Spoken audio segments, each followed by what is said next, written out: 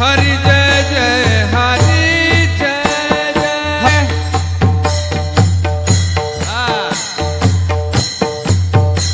खाली डोला सगळ्यांनी।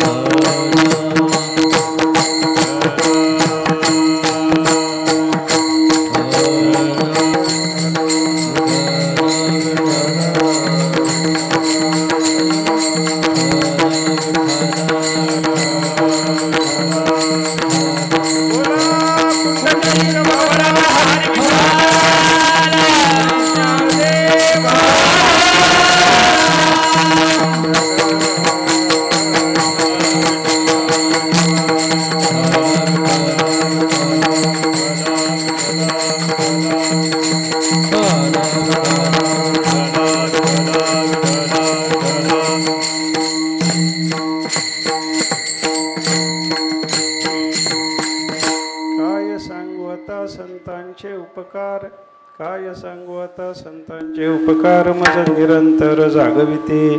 काय द्यावे त्यासी व्हावे उतराई ठेविता हा पायी जीव थोडा। सहज बोलणे हित उपदेश करुणी सायास शिकविते। काय द्यावे त्यासी व्हावे उतराई ठेविता हा पायी जीव थोडा। तुका म्हणे वत्स धेनु वेचे चित्ती, तुका म्हणे वत्स धेनु वेचे चित्ती, तैसे मज येते सांभाळित। काय द्यावे त्यासी व्हावे उतराई ठेवित हा पायी जीव थोडा। विठ्ठल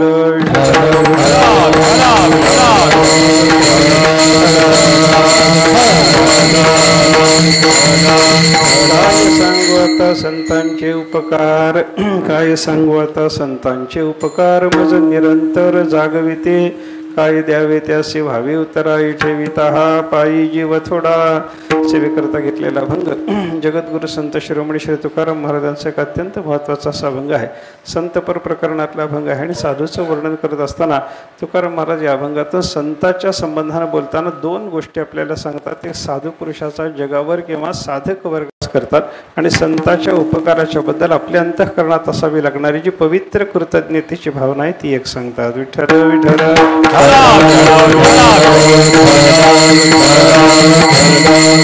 दोन गोष्टीचा विचार इथं आपल्याला प्राधान्याने पाहायला सापडतो। एक संताचा उपकारही सांगितला, काय उपकार आहे त्याचंही वर्णन केलं आणि त्या उपकाराच्या बद्दल आपल्या अंतःकरणामध्ये कृतज्ञतेची भावना, आभाराची भावना, पवित्र अशा पद्धतीची कृतज्ञतेची भावना असायला पाहिजे याचाही विचार तुकाराम महाराजांनी या ठिकाणी सांगितलं असं आपल्याला चिंतन करता येतं बरं का।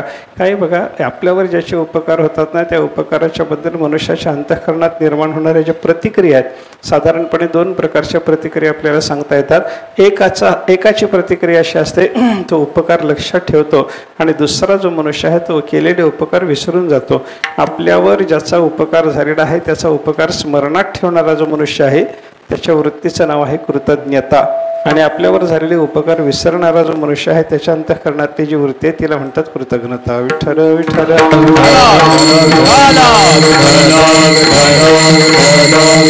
आता या दोन वृत्तीच्या संबंधात विचार करत असताना आपल्याला असं म्हणता येतं की कृतज्ञता नावाची जी वृत्ती आहे ना तिच्यासारखं पुण्य नाही। हां तिच्यामध्ये पुण्य आहे आणि दुसरी कृतज्ञतेची जी वृत्ती आहे त्याच्यामध्ये मात्र पाप आहे असं आपल्याला चिंतन करावं लागतं। आपल्यावर झालेला उपकार स्मरणात ठेवणं हे पुण्याचं आहे आणि आपल्यावर झालेला उपकार जर मनुष्य विसरायला लागला तर त्याच्यासारखं पाप नाही असं विचिंतन आपल्याला पाहायला सापडतं बरं का. महाभारतामध्ये कथा आली, त्या कथेचा सिद्धांत असा आहे, कृतघ्न मनुष्य म्हणजे केलेले उपकार विसरणारा मनुष्य, त्याची एवढी निंद्यता, एवढी तुच्छता, एवढी पापमयता आहे की त्याच्या शरीराचं मांस खायला राक्षससुद्धा तयार होत नाही. विठ्ठल विठ्ठल.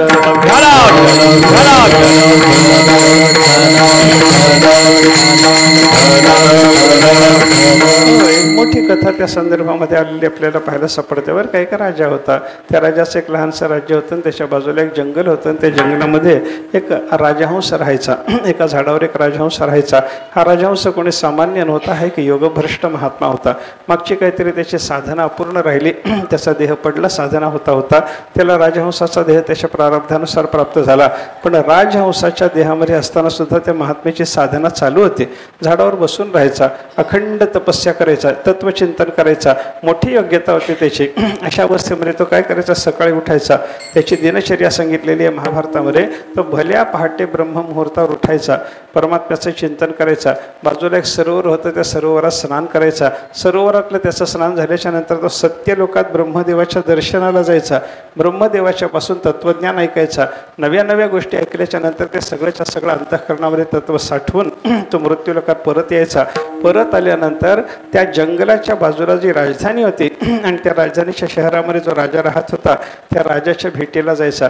राजाला सुद्धा या राजहंसाचा अधिकार काय आहे हे कळाल्यामुळं राजा त्याच्याविषयी आदरबद्ध होता. हा महात्मा आहे, याला प्रारब्धानुसार त्याची साधना अपूर्ण राहिल्यामुळं हा देह प्राप्त झालेला आहे असं राजाला माहिती असल्यामुळं राजा त्या राजहंसाचा सन्मान करायचा. आणि राजहंसाचा सन्मान करून राजाने त्याला बसवल्याच्या नंतर सत्यलोकातून ब्रह्मदेवाच्या पासून त्या दिवशी जे काही नवीन तत्व त्यांना अवगत करून घेतलेलं असेल ते सगळंच्या सगळं राजाला बोलायचं. आणि मग राजाचा निरोप घेऊन तो आपल्या निवासस्थानी जाऊन त्या झाडावर बसून तपस्या करीत राहायचा. असा तो राजहंस. एका दिवशी काय झालं, त्या राजहंसाच्या झाडाखाली एक मनुष्य, प्रवासी मनुष्य विश्रांती करता थोडासा थांबला. कोणीतरी एक माणूस प्रवासाला निघालेला. दुपारच्या वेळेला उन्हाळ्याचे दिवस, उन्हाने थोडासा तापला होता, विश्रांतीची त्याला गरज वाटायला लागली म्हणून झाडाखाली थांबला. ज्या झाडाखाली थांबला ते झाड त्या राजहंसाच्या मुक्कामाचं झाड होतं. खाली बसला. बसल्या बसल्या थोडा आडवा झाला. आडवा झाल्या त्याला थोडंसं पडावं वाटलं, विश्रांतीची गरज वाटली. झोपायचा प्रयत्न त्याचा चालू होता पण वरून ऊन लागत होतं. त्या उन्हाच्या तिरपा झाडातून येत असल्यामुळं त्याला झोप लागत नव्हती. अशी त्याची अवस्था पाहिल्याच्या नंतर राजहंसानं विचार केला, आपल्या झाडाखाली आलाय, आपल्या निवासस्थानाच्या ठिकाणी आलेला आहे, आपल्या घरी आला म्हणजे हा आपला अतिथी आहे, त्याचा सन्मान केला पाहिजे. त्याला विश्रांतीची गरज आहे, त्याला विश्रांती हे ऊन होऊ देत नाही. मग या उन्हाचा त्रास त्याला होऊ नये अशी व्यवस्था करणं आपलं काम आहे असा विचार करून त्या राजहंसानं पंख पसरवून त्याच्या तोंडावर अशी छाया धरली आणि त्याला झोप लागेल अशी व्यवस्था केली. शांत झोपला. 2 तासाची चांगली झोप झाली. ताजा तवाना झाला. संध्याकाळच्या वेळेला उठून बसला. आता पुढच्या प्रवासाला जायचं एवढ्यात तो राजहंस त्याच्यासमोर हजर झाला आणि त्या राजहंसानं सांगितलं, बाबा तुझ्या मनामध्ये याच्या पुढं प्रवास करण्याचा विचार आहे पण जंगल अतिशय निबिड आहे. या अरण्यातून रात्रीच्या वेळेला प्रवास करणं योग्य नाही. वाघसिंहासारखी श्वापर इथं राहतात, त्याच्याशिवाय राक्षसही या जंगलामध्ये आहेत. तुला अपाय होण्याची शक्यता आहे. इथं रात्रीच्या वेळेला प्रवास करण्याच्या ऐवजी रात्रीच्या वेळेला इथं माझ्याकडे मुक्काम कर. तुझी सगळी व्यवस्था करतो. तुला खायला फळं आणून देतो, तुला शय्या निर्माण करून देतो पानाची गवताची अशी छान. त्या शय्यावर झोपून राहा, फळं खाऊन राहा. आणि एकच अडचण आहे म्हणले की मला तुला पाणी आणून देता येत नाही. इथं बाजूला सरोवर आहे, एक मोठी मोठी तुला पानं आणून देतो. त्या पानाचा एक द्रोण तयार कर, मी सरोवर दाखवतो, तिथं चल, आत्ता लगे पाणी पिऊन घे आणि रात्रभर पाणी पिण्याकरता सोय म्हणून त्या पानाच्या द्रोणामध्ये थोडंसं पाणी तुझ्या उशाला आणून ठेव म्हणे. हे सगळं त्यानं सांगितलं. त्या माणसानं ते मान्य केलं. मोठी मोठी पानं त्यानं आणून दिली. सरोवरावर नेऊन त्याला ते द्रोण लावायला लावलं. ते सरोवरातलं पाणी त्याला आणायला लावलं. एक गवताची शय्या निर्माण करून दिली. वेगळ्या वेगळ्या प्रकारची जंगलातली चांगली मधुर मधुर फळं याला खायला आणून दिली. फळं खाणं झालं, पाणी पिणं झालं, विश्रांतीची गरज होती, शय्या निर्माण करून दिलेली होती. त्या शय्येवर झोपला. रात्र संपली, विश्रांती चांगली झाली, खाणं पिणं चांगलं झालं. पुढचा प्रवास त्याला करायचा होता आणि पुढच्या प्रवासाला लागत असताना त्याच्या अंतःकरणात विचार आला, मनुष्य दुष्ट होता, मनुष्य सज्जन नव्हता. राजहंसानं त्याची सेवा जरी केलेली होती तरी याच्या अंतःकरणामध्ये राजहंसाच्या विषयी अनुकूल भावना आली नाही. याला वाटायला लागलं याच्या पुढे या जंगलातून प्रवास करायचा आहे. जंगलातून प्रवास करत असताना या राजहंसासारखा कोणी सज्जन आपल्याला पुढे भेटायचं नाही. खाण्यापिण्याची व्यवस्था असणार नाही. 4-5 दिवस दिवस या जंगलातून प्रवास करत असताना खायला प्यायला आपल्याजवळ काहीतरी थोडंफार तरी असावं. मग काय करा, या राजहंसाला मारा. हा चांगला जाडजूड दिसतो, याचं मांस काढा, ते भाजून घ्या. आपल्याबरोबर ते खायला 4-2 दिवसपर्यंत आपण जर ठेवून घेतलं, प्रवास सुखाचा होईल. असं मनात आल्याबरोबर त्यानं त्या राजहंसाला मारलं. मारून त्याचे पंख तोडून टाकले, पाय तोडून टाकले, त्याची चोच तोडून टाकले, त्याचं शरीराचं मांस काढलं, तिथल्याच जंगलातल्या काटक्या जमा केल्या, त्याच्यावर ते मांस भाजून घेतलं आणि ते मांस भाजून त्याचा गोळा असा आपल्यासोबत पत्राळीमध्ये बांधून बगलेत मारून हा पुढच्या प्रवासाला लागला. 2-4 दिवस झाले राजाच्या भेटीला राजहंस येईना, कारण त्याचा रोजचा नियम होता सत्य लोकात जाणे, ज्ञान ऐकणे, ते श्रवण केलेलं ज्ञान सगळ्याच्या सगळं राजाला येऊन सांगणे, असा रोजचा प्रकार होता. राजाला 2-4 दिवस झाले राजहंस येत नाही. काय येत नाही? त्याची प्रकृती बरी नाही का? त्याच्याकडं कोणी आलं का? त्याला काय व्यवधान आहे? काही अडचण त्याची काही कळायला मार्ग नाही. अशा अवस्थेत राजानं सेवकांना सांगितले, काम करारे म्हणे, त्या राजहंसाकडे जा, त्याची काय अडचण आहे बघा, त्याला काही अपाय झाला का बघा, त्याला मदतीची गरज आहे का बघा. असं राजाने सेवकांना सांगितल्याच्या नंतर राजाचे सेवक त्या झाडाच्या ठिकाणी पाहायला गेले. राजहंस दिसेना. हाका मारून पाहिल्या, तो कुठून येईना. इकडं तिकडं थोडंसं चौकसपणानं पाहायला सुरुवात झाली. तेव्हा लक्षात आलं की बाबा इथं राजहंसाची चोच तुटून पडलेली आहे, त्याचे पाय तुटून पडलेले आहेत, त्याचे पंख इथं उपटून टाकलेले दिसतात. या ठिकाणी काहीतरी अग्नी चेतवलेला दिसतो, म्हणजे कोणीतरी राजहंसाला मारून त्याचं मांस शिजवून खाऊन गेला हे त्या माणसांना निश्चित झालं. राजाला या सेवकाने सांगितलं, म्हणे महाराज असा असा प्रकार झालेला.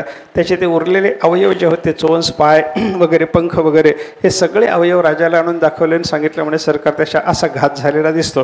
कोणी घात केला कळायला मार्ग नाही, पण या राजहंसाचा घात झालेला दिसतो असं सांगितल्याबरोबर राजाने वाईट वाटलं, त्याला शोकाकुल झाला. त्या उरलेल्या अवयवावर राजाने माणसाची जशी उत्तरक्रिया करावी तशी त्या राजहंसाची उत्तरक्रिया केली आणि शोकाकुल झालेला राजा आपल्या सेवकांना सांगायला लागला, ज्या कोणी दुष्टाने एवढ्या मोठ्या अधिकारी असलेल्या या राजहंसाला मारलेला आहे त्याचा पत्ता काढा म्हणे. अजून जंगलाच्या बाहेर तो गेलेला नसणार, एवढं मोठं आपलं जंगल विस्तीर्ण आहे, या जंगलाच्या बाहेर त्याला जायला अजून मार्ग मिळालेला नसणार, त्याला शोधून आणा, त्याला आपल्याला उचित दंड द्यायचा आहे. राजाने सांगितल्यानंतर राजाचे सेवक त्याला शोधायला निघाले. 2-3 दिवसामध्ये तो माणूस भेटला, त्याला पकडलं, राजाच्या समोर हजर केलं. राजाने विचारलं त्याला की बाबा खरं सांग, प्रामाणिकपणानं सांग, त्या राजहंसाला तू मारलं की नाही? आता तुला खोटं बोलून काही उपयोग होत नाही. तुझ्या जवळ असलेला हा जो मांसाचा अजून उरलेला शिल्लक असलेला, तो खाता खाता उरलेला जो मांसाचा तुकडा आहे, याचं परीक्षण केलं तर हा राजहंसाच्या मांसाचा तुकडा हे लक्षात येईल म्हणे आम्हाला, पण तिथपर्यंत पाळी जाऊ देऊ नको, तो तुझ्या तोंडाने कबूल कर, राजहंसाला तू मारलं की नाही? त्यानं सांगितलं, हो म्हणे सरकार, मीच राजहंसाला मारलं. का मारलं? त्यानं काही तुला त्रास दिला होता का? त्याच्यापासून तुला काही अपाय होणार होता का?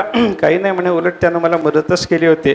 मला पाणी आणून दिलं, मला शय्या निर्माण करून दिले, झोप लागत नव्हती, ऊन लागत होतं तर पंख पसरून मला छाया करून दिले, मला खायला फळं आणून दिले, सगळी माझी व्यवस्था त्यानं केलेली होती. मग का मारलं? त्या माणसानं आपली दुष्टवृत्ती राजाच्या समोर स्पष्ट प्रगट केली, म्हणजे पुढच्या प्रवासात खायला काही मिळणार नाही म्हणून त्याला मारून त्याच्या शरीराचं मांस शिजवून आपल्याबरोबर घेऊन मी प्रवासाला लागलो होतो. राजानं सांगितलं, असा नालायक मनुष्य म्हणे, याच्यावर उपकार करणाऱ्या राजहंसाला हा मारणारा मनुष्य, याला शिक्षा झाली पाहिजे. काय शिक्षा? याला मारा म्हणे, याची उत्तरक्रिया होऊ द्यायची नाही, याला अग्निदाह द्यायचा नाही, याला पुरायचं नाही, मग याच्या शरीराचे तुकडे करायचे आणि याचं मांस गावाच्या बाहेर कोल्ह्या कुत्र्याला खायला टाकून द्यायचं म्हणे. राजाच्या आज्ञेप्रमाणे सेवकाने त्याला मारला. मारल्याच्या नंतर त्याचे तुकडे झाले. ते तुकडे मांसाचे गावाच्या बाहेर कोल्ह्या कुत्र्याला खायला टाकून दिले आणि 8 दिवसाच्या नंतर गावामध्ये, राजधानीच्या शहरामध्ये दुर्गंधी पसरायला सुरुवात झाल्यानंतर राजाने चौकशी केली, एवढी दुर्गंधी कशाची म्हणे? राजाचे सेवक म्हणायला लागले, पाहावं लागेल सरकार. मग दुर्गंधी जिकडं जिकडं वाढत चाललेली आहे त्या दिशेच्या अनुरोधानं गेल्याच्या नंतर गावाच्या बाहेर ते माणसाचं जे मांस टाकलेलं होतं, त्या कृतघ्न माणसाचं, ते तसंच सडत पडलेलं पाहिलं. तिथं कुत्रे येत होते, तिथं कोल्हे येत होते, तिथं गिधाडं वगैरे सगळेच्या सगळे पक्षी, मांस खाणारे प्राणी सगळे येत होते, पण त्या मांसाला कोणी तोंड लावत नाही हे त्या राजाच्या सेवकांनी पाहिलं. राजाला जाऊन सांगितलं, म्हणजे सरकार असं असं झालं, आपण ज्या माणसाला मारायला सांगितलं त्याला मी मारलं, त्याचे तुकडे केले, त्याच्या मांसाचे तुकडे गावाच्या बाहेर टाकलेले आहेत, ते मांस सडायला लागलंय, प्राणी तिथं आहेत, मांस खाणारे पक्षीही तिथं आहेत, पण कोणी त्या मांसाला तोंड लावत नाही असं दिसतंय. त्यामुळे सडत चाललेली त्या मांसाची दुर्गंधी पसरलेली आहे आणि त्याच्याने शहरामध्ये रोगराई पसरण्याची शक्यता आहे. राजाने सांगितलं ते कोल्हे कुत्रे खात नाहीत का म्हणे? खात नाहीत म्हणे. तिथे येतात की नाही? येतात म्हणे. त्याला तोंड लावतात की नाही? त्या मांसाच्या जवळ जातात आणि काहीतरी वेगळ्या पद्धतीचा वास आला अशा पद्धतीनं तिथून बाजूला होतात म्हणे. कोणी मांस खायला तयार नाही. राजाने सांगितलं मग एक काम करा म्हणे, आपल्या राज्यामध्ये या जंगलात काही राक्षस राहतात आणि जे मांस प्राणी खात नाहीत, प्राण्यांनी खाण्याच्या बाबतीमध्ये सुद्धा जे मांस निषिद्ध मानलं, ज्या मांसाची दुर्गंधी यायला लागली, जे मांस सडून गेलेलं आहे, असंही मांस खाणारे हे राक्षस असतात. तेव्हा त्या राक्षसांना बोलवा, आपण ते मांस खायला सांगू म्हणे. राजाच्या आज्ञेप्रमाणे सेवक राक्षसांना घेऊन यायला गेले. त्यांनी राजाच्या समोर 2-4 राक्षसाला हजर केलं. राजाने त्यांना विचारलं, तुम्ही मांस खाताना? ते म्हणाले हो. तुम्ही नरमांस खाताना? ते म्हणाले हो. तुम्ही म्हणजे पशुपक्ष्यांनी सुद्धा टाकून दिलेलं असं जर माणसाचं मांस असलं तर तेही खाताना? हो. दुर्गंधी येत असली तरी खाताना? खातो म्हणे. एवढं सगळं सांगितल्याच्या नंतर राजानं सांगितलं, असं आम्ही एका माणसाचं मांस तोडून टाकलेलं आहे, सडत पडलंय, कोल्हे कुत्रे खात नाहीत, गिधाडंसुद्धा त्याला तोंड लावायला तयार नाहीत, त्या मांसाची दुर्गंधी गावात पसरायला लागली, म्हणून आमचं तुम्हाला सांगणं आहे ते मांस संपून टाका, खाऊन टाका. राजाला त्याने सांगितलं की नाही महाराज, आम्ही जातो, बघतो, कोल्हे कुत्रे खात नाहीत म्हणजे काय कारण आहे ते आम्हाला जाणून घेतलं पाहिजे आणि नंतर मग त्या मांसाला खायचं, ते मांस खायचं आहे की नाही याचा विचार आम्ही तुम्हाला सांगतो म्हणे. राजाने आपल्या सेवकांना सांगितलं, त्या मांसापर्यंत या राक्षसांना घेऊन जा. राजाचे सेवक त्या राक्षसांना त्या मांसापर्यंत घेऊन जातात. त्या राक्षसापैकी एका राक्षसानं, 1-2 राक्षसानं ते मांसाचे तुकडे उचलले, थोडे नाकाजवळ नेले, टाकून दिले आणि त्या सेवकांना सांगितलं, राजसेवकांना, राजाला जाऊन सांगा, हे कृतघ्न माणसाचं मांस आहे, आम्हाला याची दुर्गंधी आली, आम्ही खात नसतो म्हणे. विठ्ठल विठ्ठल.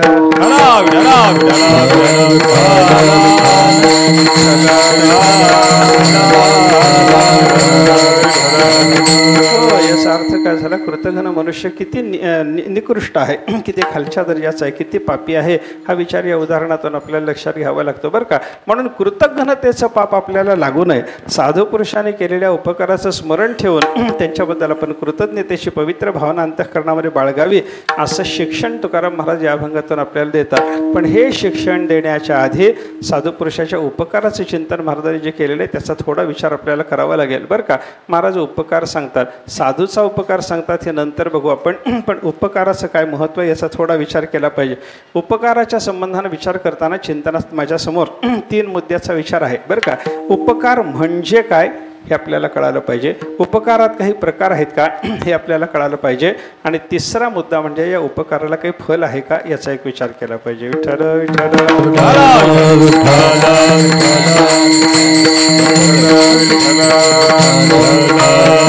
हो, पहिला मुद्दा आपल्याला विचारात हेच आहे, उपकार म्हणजे काय. उपकार शब्दाचा अर्थ काय करायचा याचा विचार प्राधान्याने आपल्याला करावा लागेल बरं का. सरळ सरळ अर्थ जर पाहायला लागलो आपण तर उपकार शब्दामध्ये अवयवाचा विचार केला तर एक उप आणि दुसरा कार असे 2 शब्द उपकार शब्दामध्ये आपल्याला पाहायला सापडतात. त्या उपशब्दाचा अर्थ जवळ असा आहे आणि कार शब्दाचा अर्थ करणे असा आहे. कर्णंकार उच्चते. करणे या अर्थानं संस्कृतामध्ये कार शब्द आपल्याला पाहायला, देव आहे आणि दुसरा संसार आहे. प्रपंचाच्या पसाऱ्याच्या जवळही करता येतं आणि एखाद्या माणसाला देवाच्या जवळ नेऊन पोहोचवता येतं. विठ्ठल विठ्ठल.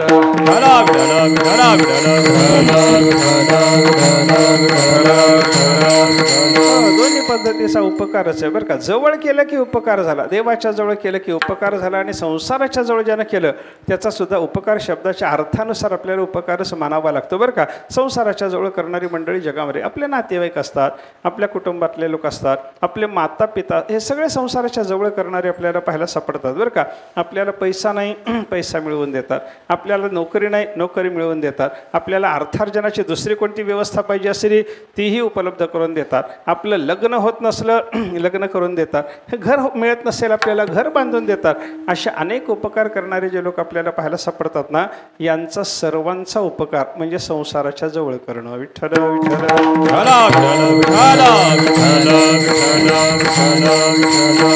हो, कारण या सगळ्या सांसारिक वस्तू आहेत. पैसा सांसारिक वस्तू, घर सांसारिक वस्तू, भार्यापती हे सांसारिक पदार्थ, या सगळ्या सांसारिक पदार्थाच्या जवळ करण्याचा या लोकांनी प्रयत्न केला. त्यांचा सुद्धा आपल्यावर उपकार म्हणावा लागतो, हा भाग वेगळा बरं का. आणि दुसरा उपकार आहे तो साधू पुरुषाचा. संत महात्मे हे आपल्याला जवळ करतात, पण कोणाच्या जवळ करतात? ते संसाराच्या जवळ करत नाहीत, ते देवाच्या जवळ करतात. विठ्ठल विठ्ठल.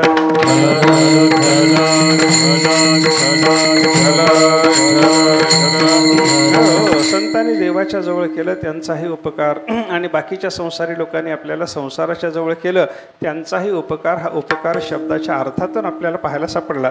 आता याच्यामध्ये या दोन उपकारात थोडासा विचार करा. याच्यातला खरा उपकार कोणाचा आहे आणि खोटा उपकार कोणाचा आहे? ज्यांनी प्रपंचाच्या जवळ केलं, संसाराच्या जवळ केलं, त्यांचा उपकार खरा आहे का? कारण ज्या ज्या वस्तूच्या जवळ केलेला आहे त्याच्यातलं काहीही सुखाचं नाही, असाच विचार संतांनी आपल्याला सांगितला. पैशाच्या जवळ केलं, पैसा सुखाचा नाही. भार्येच्या जवळ केलं, भार्या सुखाची नाही. पतीच्या जवळ केलं, पती सुखाचा नाही. कारण काय? उपनिषदाचा एक महत्त्वाचा सिद्धांत आपल्याला पाहायला सापडतो. प्रियंत्वाम रोत्स्यती असं एक वाक्य उपनिषदामध्ये येतं. जे तुला प्रिय वाटतं, जे तुला आवडतं, ज्याच्याजवळ संसारी लोकांनी तुला केलेलं आहे, ते सगळंच्या सगळं तुला रडवणारं आहे. विठ्ठल विठ्ठल.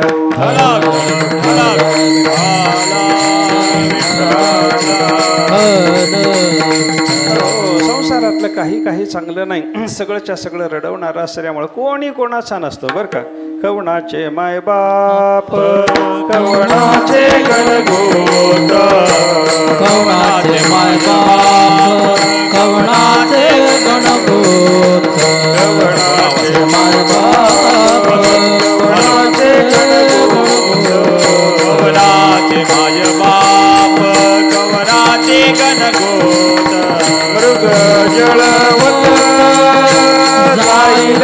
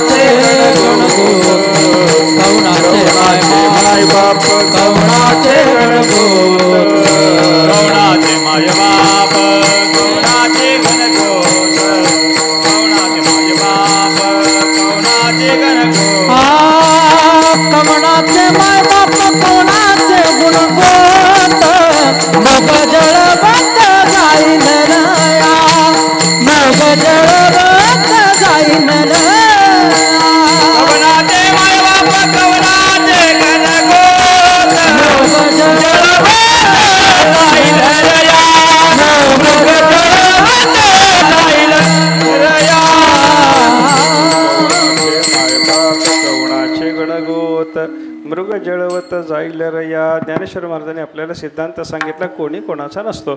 माता पिता आपले नाहीत, भार्यापती आपले नाहीत, मुलं बाळं आपली नाहीत, कोणी कोणी कोणी आपला नसतो. हा विचार माणसाने लक्षात घेतला पाहिजे. मग यांच्या जवळ करण्यामध्ये आपल्याला सुखाला होणार आहे का? ज्यांच्यापासून आपल्याला, जे आपले नाहीतच, ज्यांचा आपला कोणत्याही प्रकारचा संबंध नाहीच आहे, त्यांच्यापासून सुखलाभाची इच्छा करणं हे चुकीचं आहे. आणि अशा सुखाची इच्छा करणाऱ्या माणसाला या सगळ्या सांसारिक व्यक्ती आणि सांसारिक वस्तूच्या जवळ करणाऱ्याचा जो उपकार आहे, त्या उपकाराला आपल्याला खरा उपकार म्हणता येत नाही, हे लक्षात घ्या. पैशाच्या जवळ केलं, पैसा सुख देतो का दुःख देतो याचा विचार करा ना. वेदांतामध्ये असा विचार आपल्याला ऐकायला मिळतो. अर्थानामर्जने क्लेशः तथैव परिपालने नाशे दुःखम व्यये दुःखम धिगर्थान क्लेशकारिणः. पैशाचा विचार असा सांगितला. अर्थानाम अर्जने क्लेशः, पैसा मिळवायचा झाला तर त्याच्यामध्ये कष्ट पडतात, माणसाला दुःख भोगावं लागतं. तथैव परिपालने, मिळालेला पैसा सांभाळून ठेवायचा म्हणला तरी पुन्हा दुःख आहे. नाशे दुःखम, त्यात पैशाचा नाश झाला, चोराने चोरून नेलं, काहीतरी झालं, आग लागली, काहीतरी झालं आणि पैसा संपला तर मनुष्याला त्याच्यामध्ये हे दुःख होतं. व्यये दुःखम, समजा एखादा सांभाळून ठेवलेला पैसा त्याचा नाश झाला नाही, काही अपघात झाला नाही आणि मग त्याच्या पैशाचा त्याला वेच करावा लागला, खर्च करावा लागला, तरी खर्चून गेल्यानंतरही पैसा दुःख देणारा. मग मिळवताना ज्यानं दुःख दिलं, सांभाळताना ज्यानं दुःख दिलं, नाश झाल्यावरही दुःख दिलं आणि खर्चून गेल्यावरही दुःख दिलं, त्या अर्थाला सुख देणारा कधी म्हणायचं? बोला विठ्ठल विठ्ठल.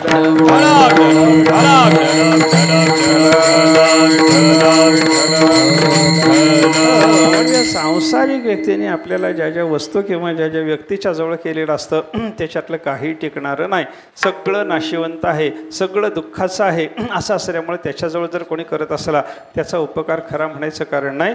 संतांनी आपल्याला देवाच्या जवळ केलं आणि साधू पुरुषांनी आपल्याला उपदेशच असा केला, हे सांसारिक पदार्थ आपले करून घेण्यापेक्षा आपला तो एक देव करून घ्यावा, देव करुणी घ्यावा, तो एक देव करुणी घ्यावा, विना जीवा सुख नोहे, विना जीवा सुख नोहे, विना जीवा हो आपुला तो एक देव करुणी घ्यावा, तेने विना जीवा सुख नोहे, तेने विना जीवा सुख नोहे. आपुला तो एक देव करुणी घ्यावा, तेने विना जीवा सुख नोहे, तेने विना जीवा सुख नोहे. संत महात्मे आपल्याला शिकवतात सांसारिक पदार्थ आपले करायचे नाहीत, आपुला तो एक देव करुणी घ्यावा, तेने विना जीवा सुख नोहे, येरती माईके दुःखाची जनते. बाकीचे सगळे पदार्थ दुःखजनक आहेत बाबा. माईक असलेल्या पदार्थामध्ये दुःखच दुःख साठवलेलं असल्यामुळं त्या पदार्थाच्या जवळ होऊ नका, त्या पदार्थाला जवळ करू नका. त्या पदार्थाच्या जवळ कोणी कोणाला करत असेल तर त्याचा उपकार खरा मानू नका, हा संतांचा उपदेश आहे. मग काय आपलं करायचं आहे? आपला देव करून घ्यावा, आपण देवाच्या जवळ व्हावं, देव आपला करून घ्यावा आणि ज्यानं आपल्याला देवाच्या जवळ केलं त्या संताचा उपकार खरा उपकार मानावा. खरा उपकार आणि खोटा उपकार असं वर्गीकरण करताना खऱ्या उपकाराचे तुकाराम महाराज एक व्याख्या सांगतात आपल्याला. तुका म्हणे ओरे नोरे नोरे, तुका म्हणे ओरे नोरे ओरा ओरे, तुका म्हणे ओरे नोरे नोरे, तुका म्हणे ओरे नोरे नोरे, त्याचे खरे उपकार, त्याचे खरे उपकार, त्याचे खरे उपकार, त्याचे खरे उपकार,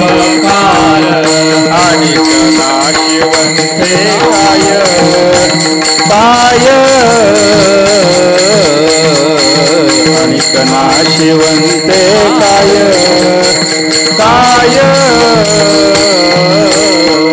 आणि नाशिवंते काय काय, आणि नाशिवंते काय काय, काय तुका म्हणे उरी नूरे, त्याचे खरे उपकार, त्याचे खरे उपकार, तुका म्हणे उरी नूरे, त्याचे खरे उपकार, म्हणे उरी नूरे, त्याचे खरे उपकार, त्याचे खरे उपकार, त्याचे खरे उपकार. खरे उपकार कोणाचे असतात त्याच्याबद्दल तुकाराम महाराजांनी स्पष्ट असा निर्देश केला. तुका म्हणे उरी नुरे, त्याचे खरे उपकार, ज्याच्या उपकाराच्या योगानं, ज्याच्या जवळ करण्याच्या योगानं आपल्या ठिकाणी कोणत्याही प्रकारची उरी उरत नाही. काही उरू नये. काय उरू नये? अज्ञान उरू नये, कर्म उरू नये, वासना उरू नयेत, पापपुण्य उरू नये, धर्माधर्म उरू नये, संस्कार उरू नयेत. हे सगळं जर उरलं तर जीवदशा कायम राहते. आणि हे जर सगळं राहत गेलं तर आपल्याला वारंवार जन्म घ्यावा लागतो, पुन्हा पुन्हा पुनरपी जननम पुनरपी मरणम असं होत होत आपल्याला अनंत दुःख भोगावं लागतं. असा आपल्या पाठीमागचा दुःखाचा फेरा थांबावा याच्याकरता जन्ममरण थांबण्यासाठी म्हणून हे अज्ञानाधिक सगळंच्या सगळं संपलं पाहिजे. या अज्ञानाधिकाची उरी उरली, आपल्याला संसरण आहे, जन्ममरण आहे आणि अज्ञानाधिक संपून गेले, ही उरी जर उरली नाही तर आपल्याला मोक्ष प्राप्त होत असा शास्त्राचा सिद्धांत आहे. मग त्याच्यामुळे तुकाराम महाराज सांगतात, ज्याच्या जवळ करण्यानं हे अज्ञानाधिक संपून जातं त्याचा उपकार खरा आहे. ते संत महात्म्याने आपल्याला देवाच्या जवळ केलं की हे सगळं संपून जातं आणि प्रपंची माणसानं आपल्याला संसाराच्या पदार्थाजवळ केलं की हे सगळं वाढत जातं. विठ्ठल विठ्ठल.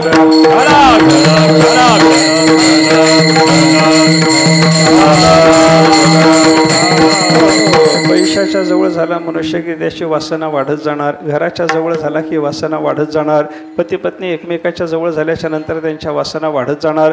असं सगळं संसाराचं चित्र जर आपण पाहायला लागलो तर ज्या ज्या सांसारिक व्यक्ती किंवा वस्तूजवळ आपल्याला केलं जातं त्याचा संबंध घडला की आसक्ती वाढत जाते, त्याचा संबंध घडला की वासना वाढत जाते, संस्कार वाढत जातात. त्याच्यामुळे हे काही चांगलं नाही बरं का. मग संसारी मनुष्याच्या जवळ किंवा संसारी वस्तूच्या जवळ ज्यांनी केलं त्या संसारी मनुष्याचा उपकार खरा नाही. संतांनी देवाच्या जवळ केलं, देवाच्या जवळ झालं आणि देवाचं दर्शन झालं की अज्ञान संपून जातं आणि अज्ञानच संपून गेलं की अज्ञानापासूनच पुढची सगळी अनर्थाची परंपरा निर्माण झालेली असते.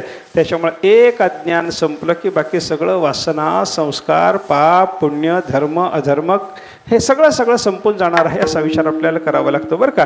मग अज्ञानच नष्ट करून टाकणारं असं देवाच्या जवळ करणं हा उपकार ज्या संतांनी केला त्यांचा उपकार खरा आहे. विठ्ठल विठ्ठल.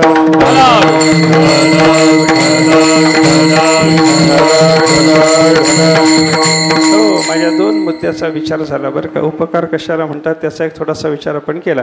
या उपकारामध्ये काही खरा खोटा असे 2 प्रकार संभवतात असा प्रकाराचा विचार केला. उपकाराचं अजून थोडं विस्ताराने चिंतन आपल्याला करावं लागेल बरं का.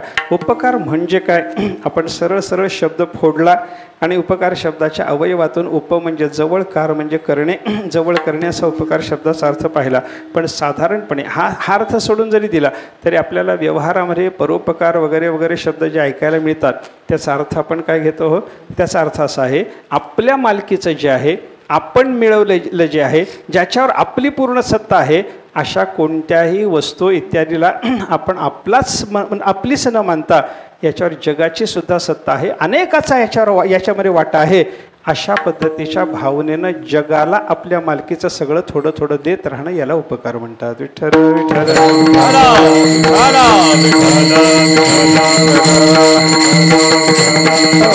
असतं आपल्या मालकीचंच असतं, आपणच मिळवलेलं असतं, आपण कमवलेलं असल्यामुळं त्याच्यावर आपली पूर्ण सत्ता असते. पण ज्याच्यावर आपली पूर्ण सत्ता आहे ती वस्तू एकट्याने भोगावी असं शास्त्र सांगत नाही, ते वाटून भोगा, विभागून भोगा. आपल्याकडे जेवण जरी करायचं झालं तरी किती बारकाईचा विचार शास्त्रानं सांगितला बघा. आपण घरात स्वयंपाक करतो, मला सांगा माझ्या प्रश्नाची उत्तरं देत चला. आपण घरात स्वयंपाक करतो तो कुटुंबात असलेल्या माणसाला खाण्याकरता करतो का काही अजून वेगळा करतो? काही कारण दुसरं काही असतं का? कुटुंबात जेवढी माणसं आहेत तेवढ्यापुरता स्वयंपाक करतो. 5 माणसं कुटुंबात असतील तर 5 माणसाचा मनुष्याला स्वयंपाक करावा लागतो. 5च माणसाचा स्वयंपाक त्या घरामध्ये होतो. पण 5 माणसाचा स्वयंपाक घरात झाल्याच्या नंतर तो लगेच झाल्या 5 जणांनी बसून खाऊन संपवायचा असतो का? काही थोडा वेगळा विचार आपल्याला संतांनी शिकवला. आपल्याला देवाचा नैवेद्य काढावा लागतो. देवाला नैवेद्य दिल्यानंतर गाईला घास काढावा लागतो, गोग्रास म्हणतात त्याला. गाईचा घास झाल्याच्या नंतर माणसं म्हणतात देवाला नैवेद्य पवित्रतेच्या भावनेनं, पूज्यतेच्या भावनेनं गाईला घास दिला, गाय पवित्र आहे, पूज्य आहे म्हणून तिला घास दिला. अरे त्याच्यानंतर कुत्र्याला तुकडा टाकायला सांगितलं आपल्याला. कुत्र्याला तुकडा टाकणं झाल्याच्या नंतर आपल्याला वैश्वदेव करून अग्नीमध्ये काही हवन करावं लागतं. त्या अग्नीतलं हवन करणं झाल्याच्या नंतर काकबली टाकावं लागतं. अरे कावळ्याला खायला सुद्धा आपल्या घरातून काहीतरी अन्न गेलं पाहिजे या भावनेनं घराच्या बाहेर मुठभर भात टाकून यायला शास्त्र आपल्याला सांगतं. म्हणजे कोणाकोणाची व्यवस्था झाली सांगा? पहिल्यांदा देवाची व्यवस्था, त्याच्यानंतर दुसरी व्यवस्था कोणाची केली? गायीची, कुत्र्याची, अग्नीची, कावळ्याची, एवढ्या सगळ्याची व्यवस्था झाल्याच्या नंतर आपलं अन्न उरलेलं आपल्याला खाता येतं का? नाही. कोणी अतिथी आला असलं तर पहिल्यांदा त्याला जेव घालावं लागतं, मग जेवावं लागतं आपल्याला. विठ्ठल विठ्ठल.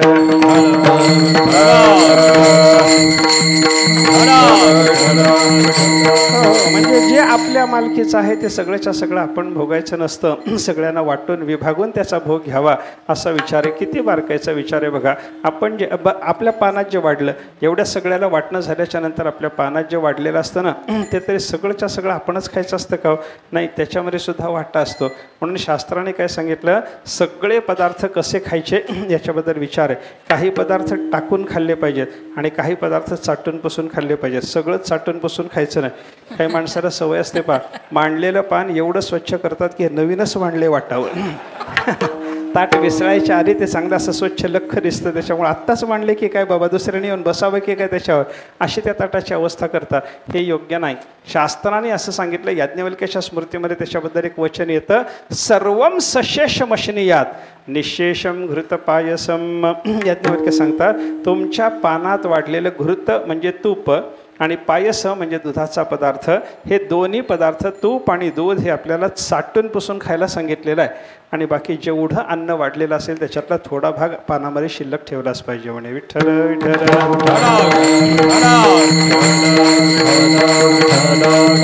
भात वाढला असेल तुम्हाला, चांगला मोठा भात वाढला असेल, कोणी लिंबा एवढा भात खातो, कोणी नारळा एवढा खातो. मला एक माणूस भेटला, तो म्हणला मला कोहाळ्या एवढा भात लागतो म्हणलं. भोपळ्या एवढा भात खाणारा माणूस काशी भोपळ्या एवढा खा म्हणलं, मला काय करायचं. अशा पद्धतीचे अन्नसेवन करणारे लोक असतात. पण कितीही आपण जरी खाल्लं तरी शास्त्र सांगतं, एक घास का होईना, अर्धा घास का होईना, 4 शीत का होईना भाताची पानामध्ये शिल्लक असली पाहिजे. एवढा एवढा पोळीचा तुकडा घासा एवढा का होईना पानामध्ये शिल्लक असला पाहिजे. थोडीशी भाजी, थोडीशी चटणी, हे सगळे पदार्थ तूप आणि दुधाला सोडून बाकीचे सगळे पदार्थ पानामध्ये टाका. कशा करता टाका, त्याचं कारण सांगितलं. हे सगळे ताटातले पदार्थ आपलं ताट जेव्हा धुतलं जाईल तेव्हा ते मोरीत जातात आणि मोरीत जिवंत असलेले जे किडे आहेत त्या किड्यांना काहीतरी आपल्या अन्नातून वाटा दिला जावा, त्याची ही व्यवस्था आहे. मग त्या मोरीतल्या किड्यांना तूप दूध मिळायला काय हरकत आहे असं मला एकाने विचारलं. तर त्याचं उत्तर खरंच असं आहे की मोरीत जगणाऱ्या किड्यांना तूप आणि दुधाने मरण येतं. ते त्यांना येऊ नये म्हणून त्यांना ते द्यायचं नाही, बाकीचे सगळे पदार्थ त्यांना देण्याकरता सगळं टाकायला सांगितलं. विठ्ठल विठ्ठल.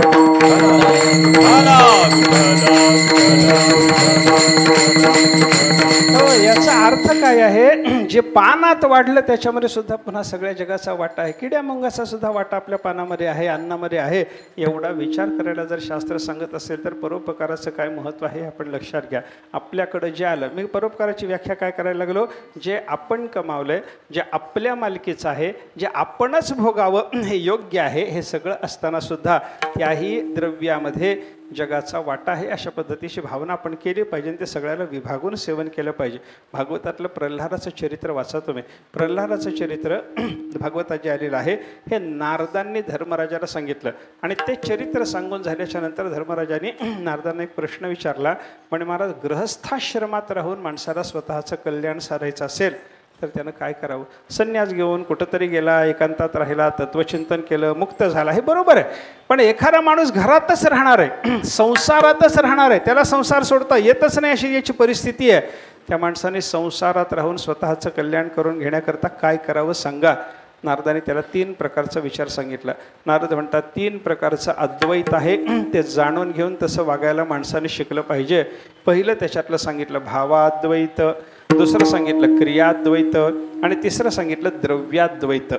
भावाद्वैत म्हणजे सर्वत्र परमात्मा आहे अशा पद्धतीचं दर्शन घ्यायला माणसानं शिकलं पाहिजे. सर्वाभूती पाहे एक वासुदेव, पुसोनिया ठाव अहंतेचा, सर्वत्र परमात्म्याचं दर्शन झालं पाहिजे. हे सगळं ब्रह्म आहे बरं का. जे जे दृष्टी दिसे ते हरी रूप,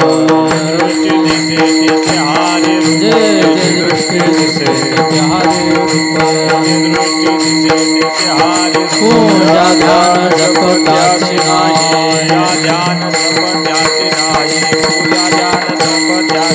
जे जे हरी रूप, पूजा ध्यान जप त्याचे नाही, पूजा ध्यान जप त्याचे नाही.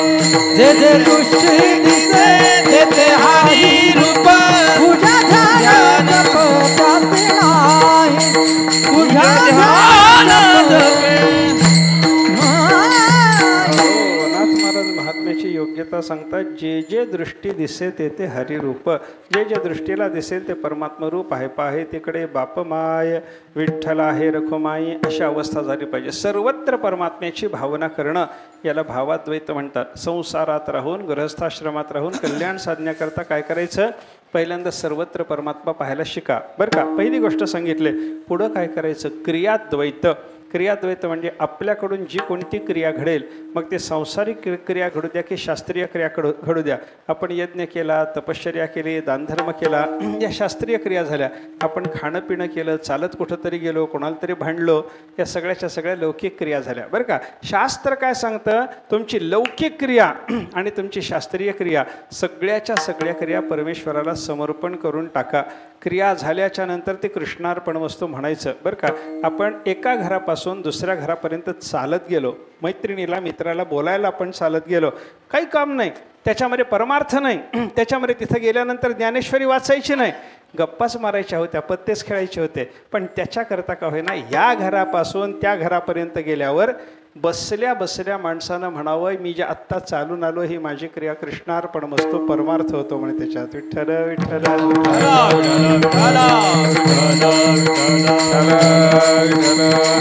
हो, जी कोणती क्रिया घडेल ते परमेश्वराला समर्पण करा. याला क्रियाद्वैत म्हणतात. ऐकलं, दोन अद्वैताचा विचार मी सांगितला. सर्वत्र परमात्मा पाहणं हे भावाद्वैत, आपल्याकडून घडणाऱ्या प्रत्येक क्रिया देवाला समर्पण करणं हे क्रियाद्वैत, आणि तिसरं जे अद्वैत सांगितलेलं आहे ते परोपकाराच्या दृष्टीचं उपयोगाचं आहे. बरं का, द्रव्याद्वैत म्हणतात त्याला. द्रव्याद्वैत म्हणजे आपल्या मालकीच्या द्रव्यावर आपलीच सत्ता नसून आपल्या मालकीच्या द्रव्यामध्ये अनेकाचा वाटा आहे ही भावना ठेवून अनेकांना ते द्रव्य देत राहणं, त्यांच्या वापरासाठी वापरणं, त्यांच्या कामासाठी वापरणं, याला म्हणतात द्रव्याद्वैत. माणसाला खरं सुख कशाने मिळतं तर या द्रव्याद्वैताने मिळतं. विठ्ठल